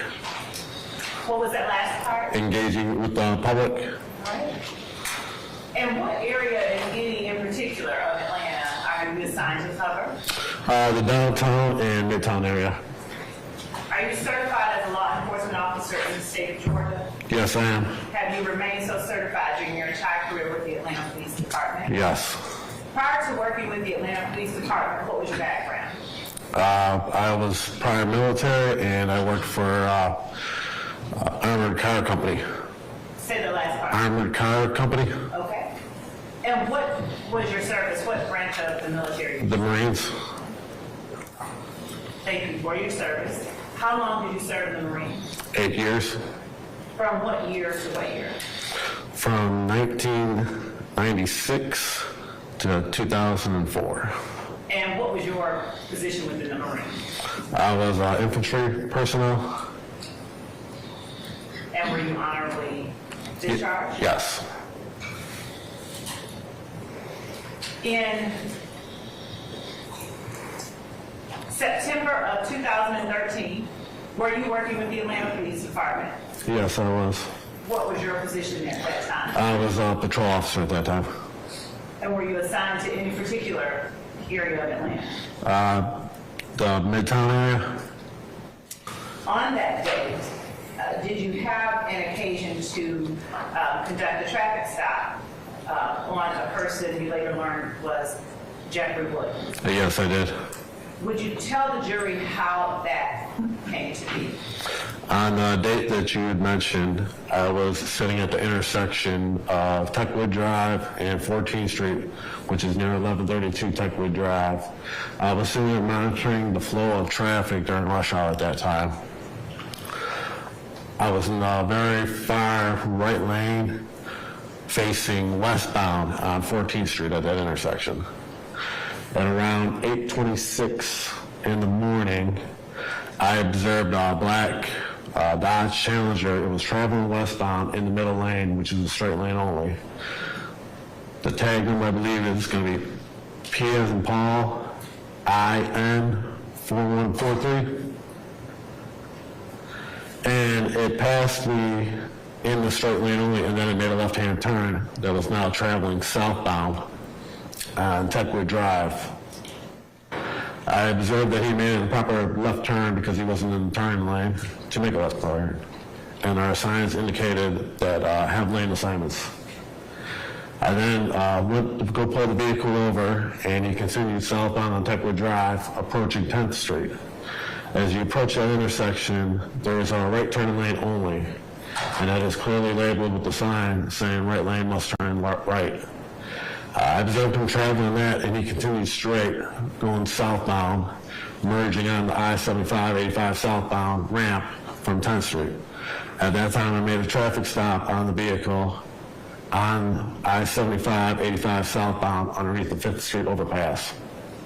At the time that you first observed the vehicle committing traffic violations, did you know who the driver of the vehicle was? No, I did not. And can you tell the jury, do you have a basis for knowing approximately how far the location of 1132 Techwood Drive is when you first noticed the vehicle from the address of 11 Demarest Avenue in Buckhead? Approximately 3 miles. So how is it when you were able to conduct a traffic stop? Tell the jury what it is that happened next. I approached the vehicle, the driver rolled down the window. I explained to him why I pulled him over and asked him for his driver's license. He said he didn't have a driver's license on him, but he gave me his name and his birthday. And what name and what birthday did he give you? Jeffrey Williams. Now, would you give the jury a general description of the person that was in the vehicle, if you recall? He was a black male, thin built, tall, and he had some long braids. Okay. Now, you said that he told you he did not have a license? That's correct. Were you able to run this information and confirm that he was who he said he was? That's correct. When he gave me his name and his birthday, I ran his information on the ACIC. Just go ahead and you have some information sources, databases. Correct. Okay.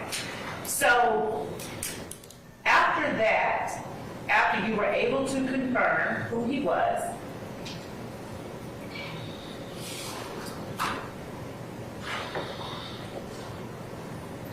did you allow him to drive away in that car without a license? No, I did not.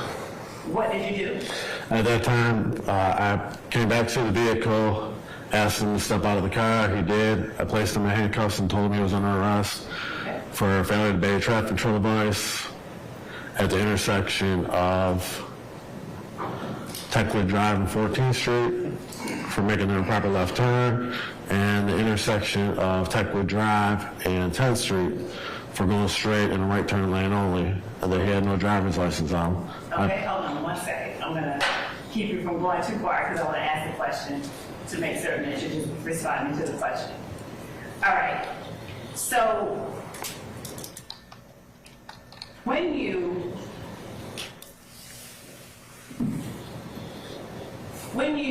placed him under arrest, just 1 second.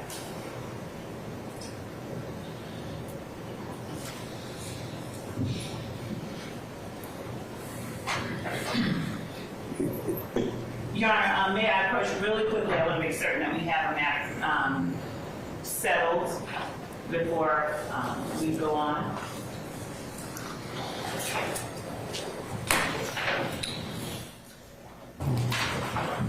It'll be quick.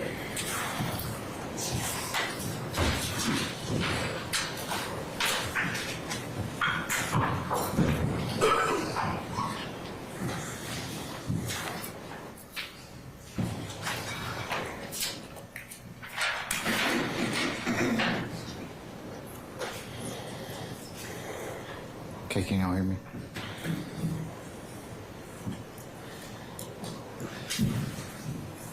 All right, Kim.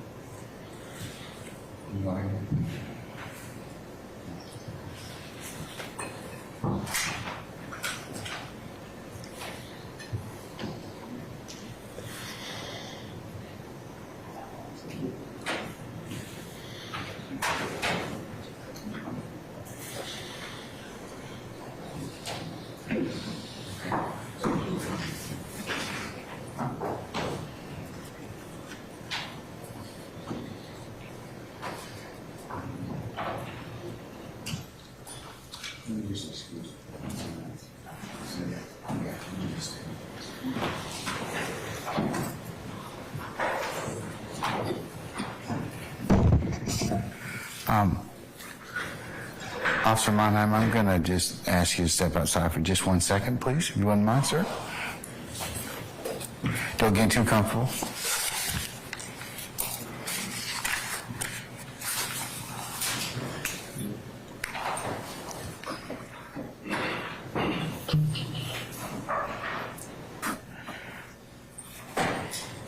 Are you going to handle the matter that we... Oh, yes, thank you.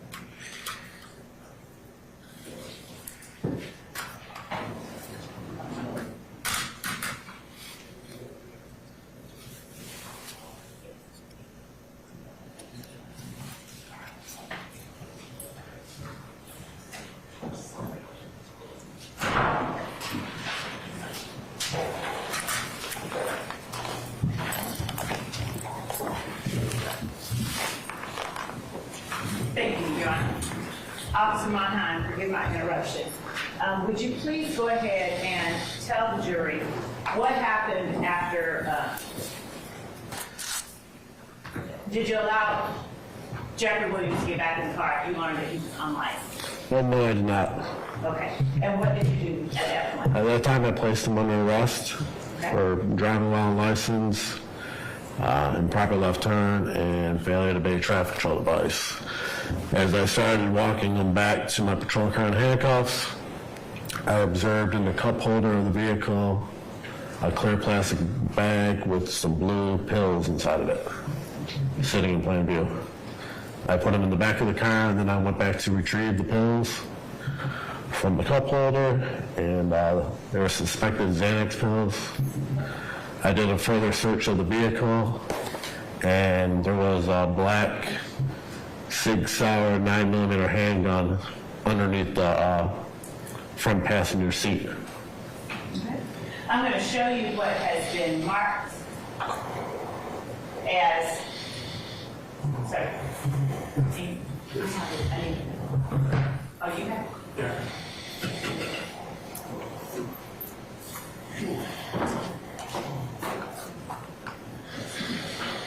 As 12 Bravo, and ask you if you recognize the exhibit marked 12 Bravo. You can go ahead and take a look at it.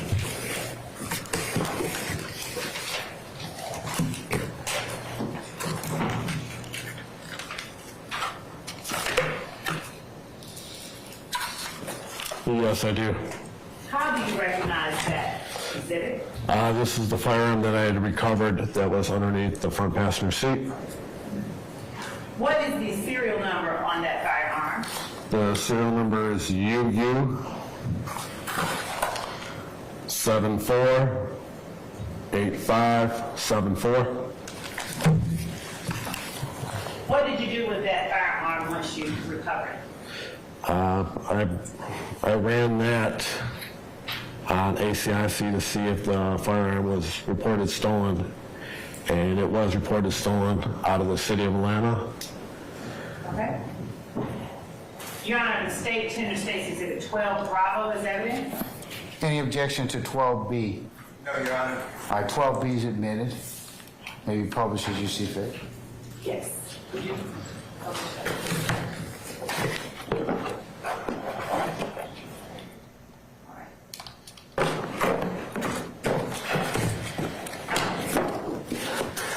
Great job publishing. All right.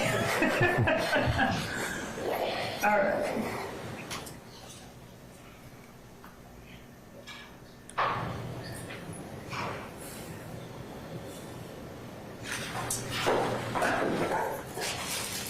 And what is the item that I'm holding here? That is the magazine that goes to that gun. Okay. And we don't keep ammunition with the guns in court.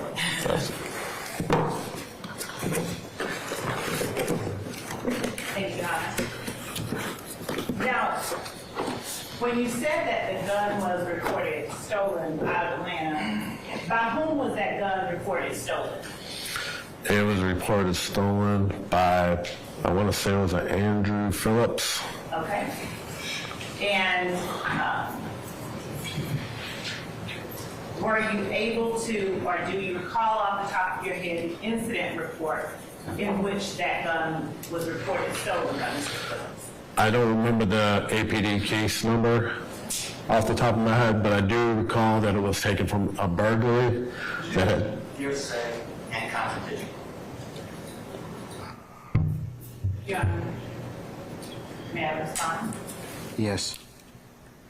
Your Honor, the officer is talking to the jury about what was reported and why it was stolen, why he did what he did as it related to the firearm, and Okay. we... All right. All right, Mr. Steele, I'm going to overrule the objection. Go ahead, please. that the firearm was reported stolen from a burglary from 11 DeMorris Avenue, which is in Buckhead, and that firearm was reported stolen on July 10th of 2013. All right. And was the owner of the firearm able to, how did the Atlanta Police Department get the serial number from the owner of the firearm? Basis. Sustained. What? Overrule the objection. How was the Atlanta Police Department able to obtain the serial number for the stolen firearm? The original responding officer that took the initial report, I believe, was the one that got the serial number from the victim, so he can list it as stolen. And I'm going to show you a document we will mark State's Exhibit 55.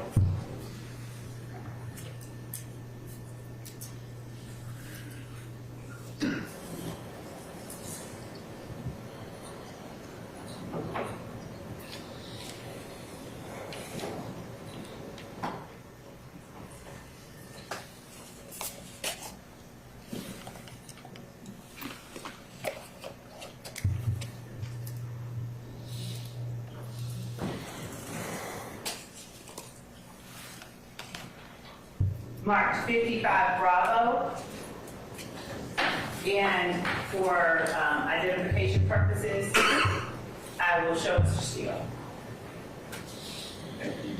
Here.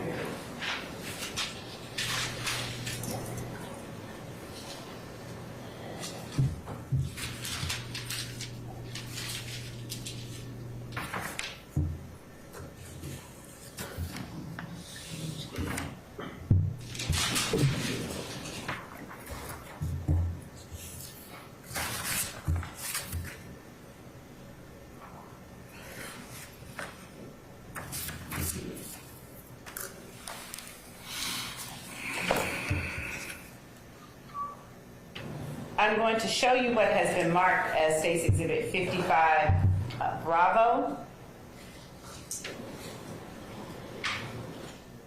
And ask you, are you familiar with State's Exhibit 55 Bravo? I am now, yes. Okay. Now, when you say I am now, what are you looking at it that makes you familiar with that exhibit? It has the original case number for the initial report, but it was a supplemental report to the initial report. Okay. And it indicates on this police report that the serial number was added to the police report so that the vehicle could be put on the system as stolen. The vehicle or the gun? I'm sorry, the gun.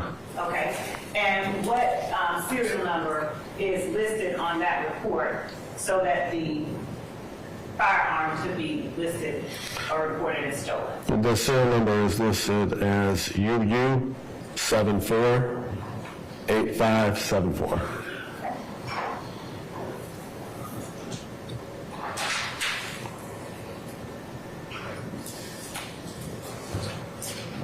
After you obtained the information regarding the stolen firearm and the absence of a license as well as the Xanax pills, did you take out any warrants for Mr. Williams' arrest? Yes, I did. All right, and what did you charge him with? I charged him with making an improper left turn, failure to obey a traffic control device, driving while licensed, theft by receiving a stolen firearm, and possession of a controlled substance. Okay. Now, is the person that you, do you recognize Mr. Williams? Would you recognize him if you saw him today? Yes. All right. Do you see him in the courtroom today? Yes, I do. Would you describe what he is wearing and where he is seated for the jury? He is at the second defense table in front of me. He is wearing a black turtleneck, and he's got his hair pulled back in the braids. Your Honor, would the record reflect that the officers identified the defendant Jeffrey Williams? Michelle. Officer Monheim, did you have any contact with the district attorney's office in terms of reporting that you had made these arrests? Yes, I did. And did you submit to the complaint room your warrants and your tickets that you issued in this arrest? Yes, I did. And did you have any control over the disposition of the case at any time thereafter? No, I did not. All right. And do you have any personal knowledge, yes or no, about how it was that the district attorney's office chose to resolve the case? No, I did not. Okay. I think that's all that I have for now. Thank you. Cross.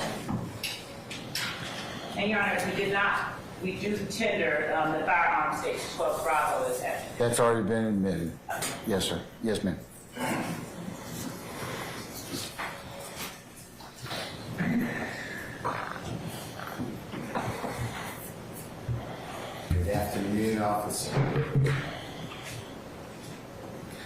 Good afternoon. You met Mr. Williams on or about September 9th of 2013. Is that fair to say? Yes.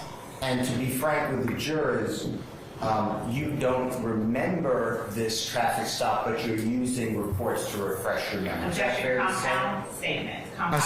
sustain this to form. You can just rephrase it, chop it down a little bit. You don't remember this traffic stop on your own memory. Is that true? I would say yes, that is true. But your memory got aided with your report that you wrote. Is that okay to say that? Yes. Okay. And you're doing your best you can today to articulate accurate facts to the jury. Yes. With regards to the burglary, you were not involved with the investigation responding to the burglary, God forbid, of the Phillips home in Buckhead or anything like that. Is that accurate? That is correct. And that burglary, from what you read, is 2 months before you run into Jeffrey Williams on September 9, 2013. Is that right? That is correct. And when I say 2 months before, I may not be to the date, but approximately July 10th of 2013 is about 2 months before September 9, 2013. Is that fair to say? That is fair to say. And you're not telling this jury in any way that you have any scintilla of evidence that Mr. Williams was involved in that burglary. Objection Is that fair to as say? Form.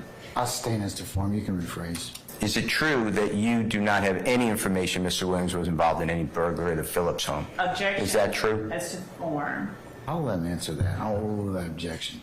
He can answer that. Say the question one more time. Sure. You don't have any information at all that Mr. Williams is involved in the burglary of Mr. Phillips or Miss Phillips' home. Is that true? That is true. Okay. So now we're 2 months later. It's approximately 8, I think you said 8, hold on one second. 8:30 in the morning, is that fair to say? That is fair to say. And Mr. Williams is driving around Techwood, 14th Street. If you could just tell the jurors what part of Atlanta is that, if you don't mind. That is close to Midtown.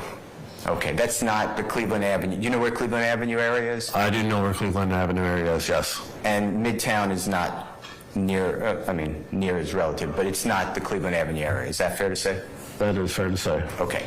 So Mr. Williams is driving, and you see him, you say, making a left turn from a straight-only lane, and then you get behind him, and then later he continues in a right turn-only lane but goes straight. Is that the 2 traffic infractions you saw? Yes, that is. Okay. And then you blue lighted Mr. Williams, he pulls over the car. Is that fair to say? That is fair to say. Okay. He didn't flee from you or anything. You blue lighted him, he pulled over, and you approached the car. That's true. Okay. And Mr. Williams was totally professional and cooperative with you. Is that fair to say? He was cooperative. And he gave you his name, date of birth, told you he doesn't have a driver's license, right? Yes. And you confirmed that? Yes.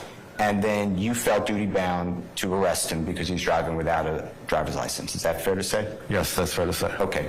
And he's cooperative with you? Objection asked and answered. I sustain the question. At this point, he's cooperative with you? Objection asked and answered. I sustain the question. Let's move on. Okay, so I want to talk first about what's been marked as State's Exhibit 12B. Do you still have that exhibit in front of you, the gun? No, I do not have the firearm in front of me. Okay. Madam Court Reporter, do you have it? May I approach, Your Honor?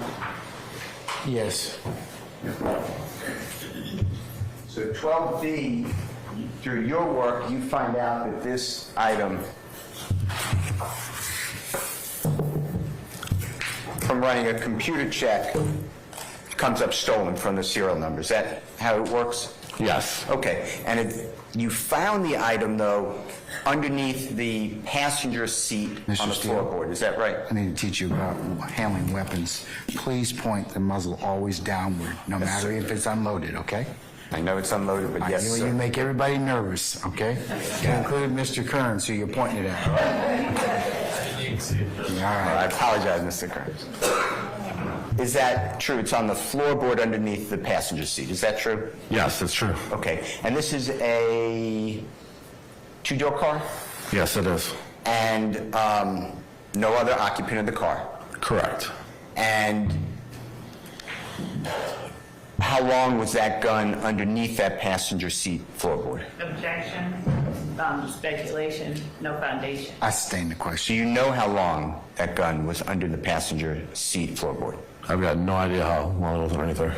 And that, tell the ladies and gentlemen jury if Mr. Williams owned that car. Objection as to speculation. Why don't you rephrase it? I'll sustain it as to form. You can rephrase it. Car, right? Objection as to foundation. I'm asking a question. There's no foundation. I sustain the question, Mr. Steele. Why don't you just ask him if he knows who owned the vehicle? The owner of the car was, let me get this right. And I object again on the basis of foundation, because stating it doesn't cure. Let me help y'all. Let me help y'all out. Officer Monheim, do you know who owned the vehicle that Mr. Williams was driving in? Yes, I got that information from when I ran the vehicle's tag information. And Your Honor, the reason that I have the objection is that though he may have run it and knows perhaps whose tag came up, he does not know who owned the vehicle. There's been no testimony about personal knowledge of who actually owned the vehicle. He asked that question, so that question's relevant to his inquiry. And the owner was on your, you remember writing the owner on your report? I don't remember the name of the person off the top of my head, no. I'll help. But it is on the police report. Okay, and that's your police report, right? Yes. Okay.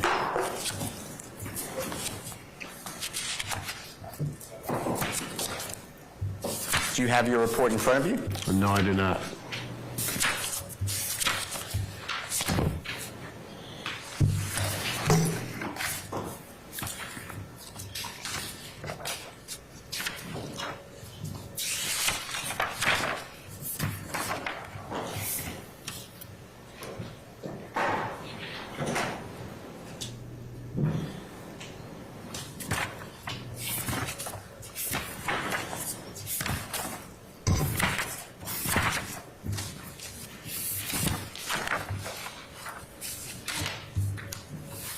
Let me show you what I'll,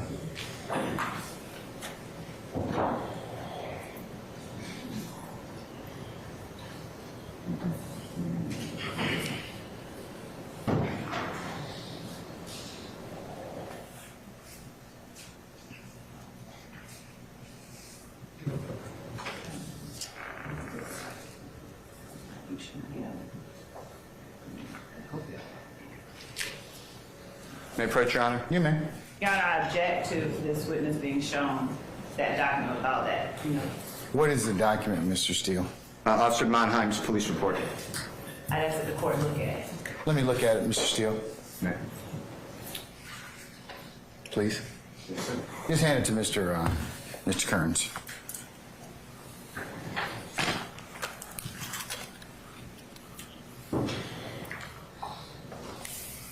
All right, you may want to hand him a clean copy of that, Mr. Steele. It's got all your notes and everything on it.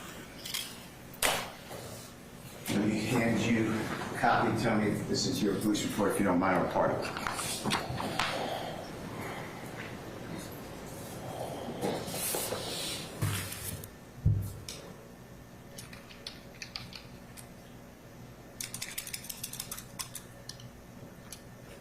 Yes. So, Najee, I'm going to spell it N-A-J-E-E, Stanford, or Sanford, S-A-N-F-O-R-D, that's the owner of the vehicle, fair to say? Yes. And Mr. Williams is the driver on the day that we're talking about, correct? Yes. And the date, again, is the September 9, 2013, right? Yes. And the vehicle's not stolen, right? The vehicle's not stolen. Okay.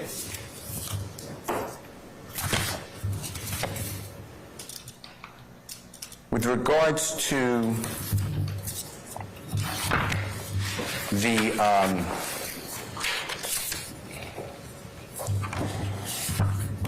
firearm, are there any fingerprints of Mr. Williams on that firearm? And that's 12B is what I'm talking about. On 12B? The firearm itself? Yes, sir. No, there was no firearms. I mean, there was no fingerprints lifted from the firearm. Okay. And you have no evidence whatsoever that Mr. Williams ever touched that firearm. Is that fair to say? That is fair to say. And you have no evidence that Mr. Williams even knew that that firearm was in that car. Is that fair to say?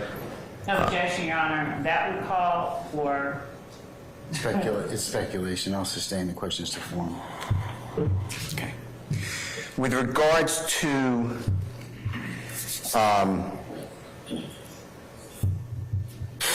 I'm moving on to the 7 pills. They're Xanax. Is that fair to say, or they look like Xanax? Yes. But not in a container. Is that right? That is correct. And when I say a container, that's a bad word. Not in a prescription pill bottle like they're supposed to be. Is that true? That is true. Okay. And you found them, you said, in the cup holder, right? Yes. Do you remember writing a draft report in this case before the final report? Yes, I do. And do you remember in the draft report saying that the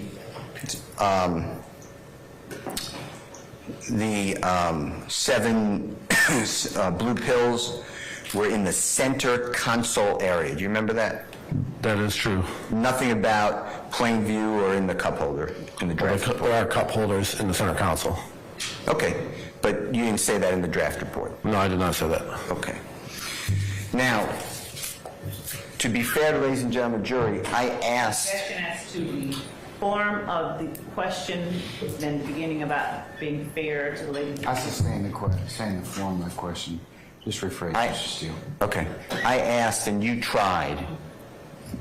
Well, let's go back a little bit. At that time, in September 9, 2013, you had the ability to record, and you did record this incident with Mr. Williams. Is that fair to say? That is fair to say. And this is on, when I say recording, we're talking about video as well as audio recording, right? That is correct. And I asked to bring to court the video and the audio. Is that true? I want to say the prosecutor asked for me to bring that to court. Okay. And you tried to find it, right? Yes. And other people tried to find it. If you don't know that to say, that's fine. Well, I don't know how hard they tried, but other people did look for it, yes. And it came back that there is no audio or video that I could show to the jury, right? That is true. It's lost. It is lost. By the City of Atlanta Police Department or the DA's office or somebody there, right? Your Honor, I object to that latter part. I'll sustain it as to the... It's lost by the authority. Latter portion. Is that true? Yes. All right. You know Mr. Williams to be a well-known musical artist, is that fair? At the time of the traffic stop, no, I did not. No, I'm saying you know that now. Oh, yes, I do. Objection as to relevance. I sustain the question. Okay.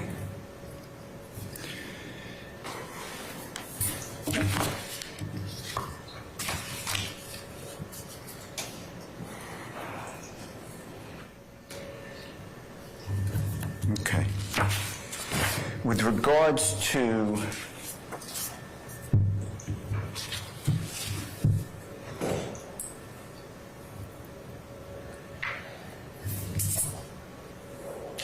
your encounter on this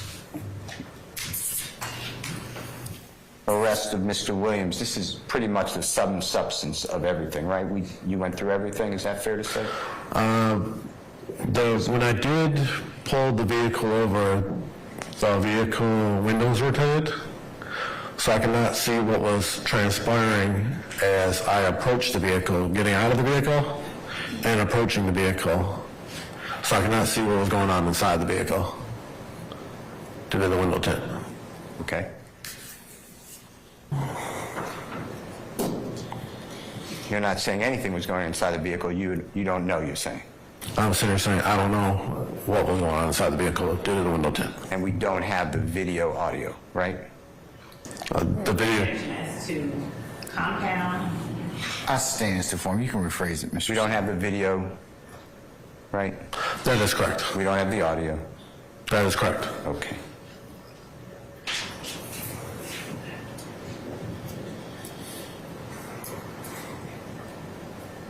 Were you aware that this case was resolved Objection, Your in Honor. court? I sustain the objection, Mr. Steele. I have a certified copy of the disposition. It's still not in the correct format. I'm still going to sustain the objection. Okay, I will show you what I'll mark as Mr. Williams number 1. Your Honor, I object. It's a certified Your Honor, I copy. object. Mr. Steele, Yes, sir. please stop that, okay? It's not, I'm going to sustain the objection, okay? Okay. He is not the proper witness for this. And D1, I'm going to mark D1, it's a DW1 as the item for refreshing recollection, so you can start with whatever else when you come up, if you have any other documents. Okay, this will be number 2, Your Honor. I'll do it as soon as the court lets me. Okay, all right. I have no other question. Thank you very much. Thank you, Officer Monheim. Okay. Yes, Your Honor. Thank you. And Officer Monheim, you were asked on cross-examination who owned the vehicle Mr. Williams was driving with the tinted windows. Do you remember that? Yes. All right. Now, are you stating to the jury that you have personal knowledge about who actually owned that car? No, I do not. Okay, then what is it that you're actually testifying about? I am testifying to, that is the person's whose name was on the legal documents that purchased the vehicle. Okay. And who the vehicle's registered to. Okay. So is it always the case in your experience as a patrol officer? I sustain the questions to leading. You can rephrase, madam. During your time patrolling the streets of Atlanta, do you always find that the person who is registered as an owner is the actual owner of the vehicle? No. Okay. And without saying how, you were asked by Mr. Williams whether or not you had any information about whether Mr. Williams knew the gun was in the car. You remember that? Yes, no, when he was at No. Okay. Well, without saying what he said, yes or no, did Mr. Williams indicate that he knew the gun was in the car? Without saying what was said? No. Are you certain? What's the basis for the objection? I just asked, was he certain? All right, I'll sustain this. I'll sustain it on other grounds. Do you recall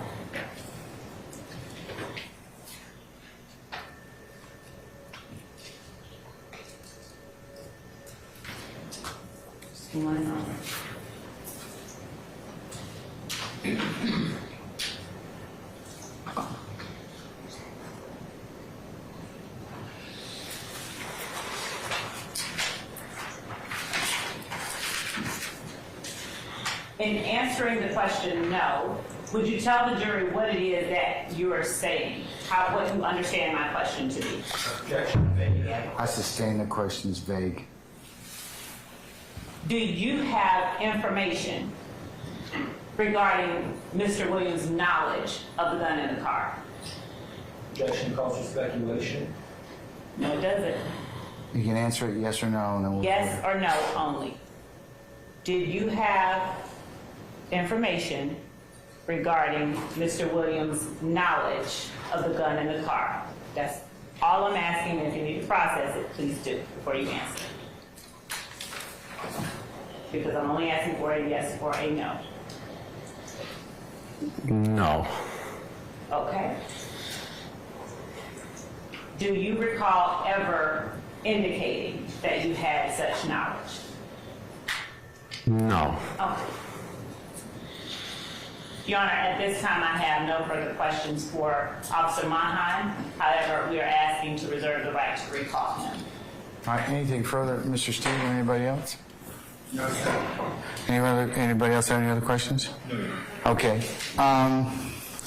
Officer Monheim, thank you for your patience with us. We're going to go ahead and temporarily excuse you as a witness. I can't tell you when we'll call you back, but state will let you know. Don't discuss your testimony with anybody except the attorneys in this case, okay? And I'll give you plenty of time to come back and see us when we need you, okay? All right, thank you. Okay. I apologize to the court. Before Officer Monheim is excused for the day, I'd like to ask one further question regarding that firearm, following up with what I just asked. You can never ask one question, Miss Love, okay? I It's not going to happen. It's never going to happen. You always ask more than one question. I wish you'd just stop. Look, we'll see. We'll see if it's just one. I doubt it. Watch. Okay, all right, go for it. Officer Monheim, can you give the jury the approximate distance from where Mr. Williams was seated in the car to where you found the gun? Within his arm's reach. Thank you, that's all I have. Any further inquiry? Anybody?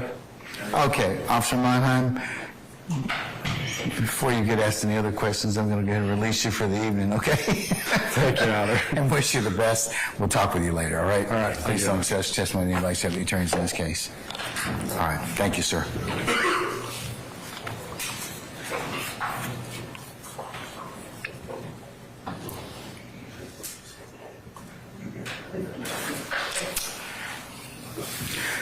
All right, ladies and gentlemen, it is 5:50 p.m. And consistent with our promises to you and stopping times, I would recommend that we stop for the day, okay? Let's go through a couple of things to begin with. The first thing is, let's cover go ahead and get rid of the ad nauseum admonitions out of the way. Okay, you're going to be not with us tomorrow, and then you'll have the weekend as a period of respite, and we'll come back on the 4th of December, right? Okay? All right, so we're going to come back for 9 o'clock on that day for our anticipated 9:30-ish start time, okay? So that's the date and time we're going to have you report back. So over the next several days, just want to remind you of your admonitions, okay? Now that you've heard a little bit of some testimony in this case, I know that it might be tempting still, as I mentioned earlier, for you all to start talking amongst each other or having other people, in particular third parties, reach out to you and potentially start to talk with you about that. Remember, especially that is not an acceptable situation for you to be involved in. And remember, if anybody tries to talk with you about it, friends, family, or otherwise, I need to know about it. I particularly need to know if any third parties try and reach out to you, either via email, Instagram, or any other social media sites or somebody or third parties. I know you're not on social media, and I know you're not violating the court's admonition about posting, tweeting, or otherwise talking about this case. But if anybody tries to reach out to you in any way, I need you to contact Sergeant Ingram and let the court know immediately, okay? All right, so just over the next several days, I'm going to ask you this daily, but nobody's supposed to be having any contact with you anyways. But, I just want to remind you that if somebody should, you need to report that to me so we can address it accordingly, all right? Okay. Is it okay for y'all to talk about the case as you're leaving here tonight? All right, how about going on the shuttle? Still not okay in the bathroom, right? Okay, all right, good. Okay, and are we going to talk about it with our beloveds and loved ones? No. Okay, all right. So remember, all the admonitions I gave you in particular still apply, especially the ones involving electronic media. Now that the case is getting a little bit more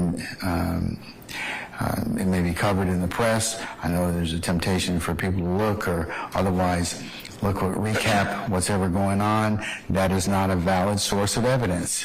That would be a violation. So please do not look at any print or other online or any other media, recapping this case, because that would be a violation of of the admonitions I gave you. So I know you all are going to be conscientious and continue to be conscientious about these particular issues, and we really appreciate that for you being so vigilant in that respect. So enough about that. Leave your notepads in the basket. We'll police up the basket. We'll get your notepads back on Monday morning. Okay, like I said, Ms. Omana secures those, and we do not read them, we do not touch them, and we'll go ahead and get that for you when you return on Monday morning. Go ahead and take a juror sticker, put it in a place that you can find it, and so you can get back in here on Monday morning and identify yourself readily as being a juror in this particular matter. All right.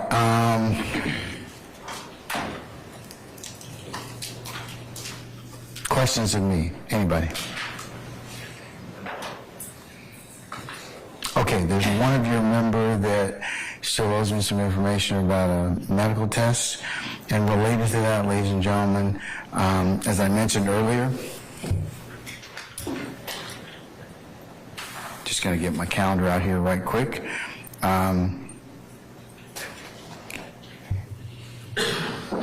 Starting on the 18th, going through the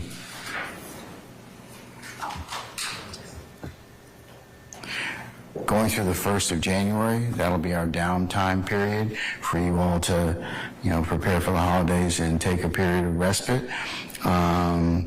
Then we will start back up on the 2nd. So if you have any appointments that you need to go ahead and facilitate, that's a good period for you to kind of start to look at that. The other period I just kind of tell you up front will be the week of the 15th of January. That's the MLK weeks, the 15th through the 19th. If you have any other appointments or any other things you need to go ahead and take care of, go ahead and you can go ahead and book those at this point in time now without fear of running afoul of anything that we may be doing, okay? All right. Anything else of me? Any questions of me? Any questions, concerns, clarifications?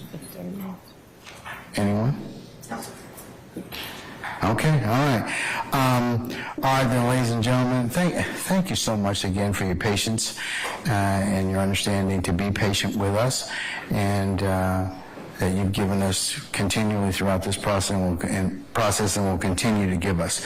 So unless you have any other questions of me, I'm going to go ahead and excuse you until Monday morning, and we'll see you for a 9 o'clock start time, and wish you well, okay? So we'll see you then. All right, all rise.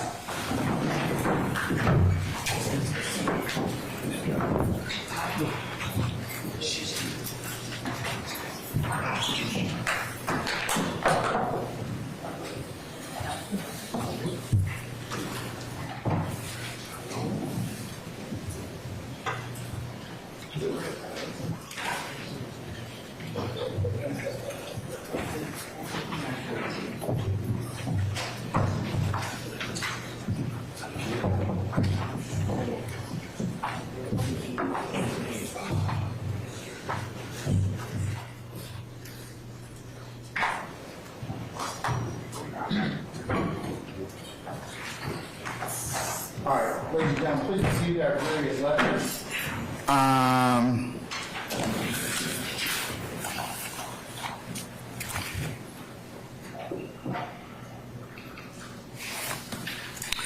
Okay, earlier we had a bench conference between the court, Ms. Love, Mr. Steele, and were you up here, Mr. Matthews? Yes, sir. Okay, and that was when our microphone listening devices died. So just to put on the record that bench conference, it was written on a piece of paper by Ms. Love, who indicated at that point in time that she was going to advise Officer Monheim not to mention that Jeffrey Williams was on probation. That was what we put up here on the bench conference. Counsel, do you have any additions or deletions to what the court covered? Okay, I just want to make sure that was our bench conference that we went ahead and put on the record. Okay.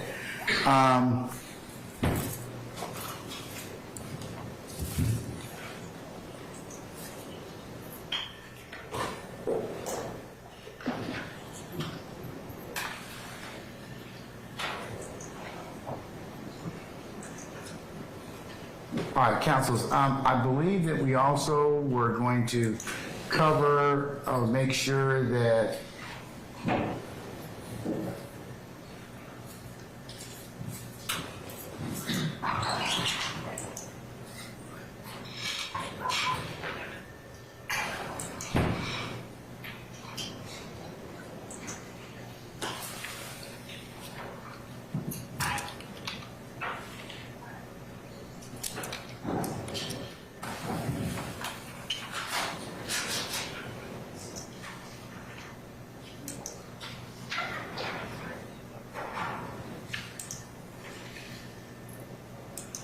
going to talk about the list of witnesses.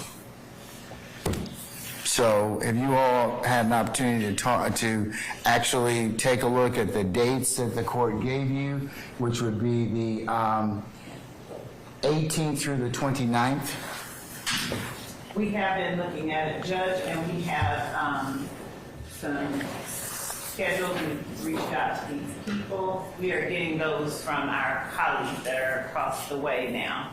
We were asking for them as we were finishing up, so we're trying to get them back. Okay. Have all the defendants, or their counsel, I should say, submitted those witnesses you wish to interview to the state? Have you all had conversation about it? Judge, I can say on behalf of Mr. Williams, I sent an email to the prosecutors about 7 o'clock, 8 o'clock this morning. We've given them a list a few days ago. And we also sent another list this afternoon, request telling them that we are available for the weeks of the 18th through the 29th. Ask them to give us some approximate dates or times whenever we make ourselves available. We are awaiting a response. We have indicated we're available, and we just wanted to tell us what. Your Honor, we got a list of 55 people from Mr. Adams, Mr. Steele, I guess on behalf of Mr. Williams and the rest of the defendants a few days ago, and that we have been working from. We have not had an opportunity to even look at what was sent this morning. We can't even respond to what was sent this morning since we've been in court. So we do not have any updates on anything sent to us since we've been trying this case today. But we do have updates on the 55 that they gave us the other day. Is there anybody else other than Mr. Williams and Mr. Shard who have submitted witnesses that you otherwise haven't heard from the state? Mr. Matthews, anybody? No, Your Honor. There's just one witness that I'm going to talk to the state about, but no. Well, then, sooner rather than later. Who is it? College. Okay. Who we talked about a couple of days ago. Okay. Yeah. All right, Mr. Williams, anybody? Thank you. All right, Mr. Weinstein, anybody? No, Your Honor. If I don't have, I can't. All right, let's see. In Your Honor, Tell me as the far as thing is, scheduling is please. concerned, just so Do I the have city it? knows, whatever the Is it an email? schedules are for Mr. Adams and Mr. Steele, I'll make sure that I make because we have a lot of overlap, and I'll make myself available. Ms. Westmoreland? Yes, the same, Your Honor. I'm sorry, I couldn't hear you, Pam. I apologize. When did they? The same, Your Honor, between Mr. Steele's list and Mr. Sharp's list, and the availability sent to the state by Mr. Steele, we have the same availability, so I believe we're covered. Okay. This is just one other person I'm going to talk to the state about. All right. Yes, ma'am. As it relates to availability, we will be apprising counsel for the defense when the witnesses are available. And I think that given the court has given us a time frame wherein to make them available, we will apprise defendants, counsels of the times and dates the witnesses are available and will be made available, as opposed to having witnesses conform to their availability. And please, in your discussions with each other,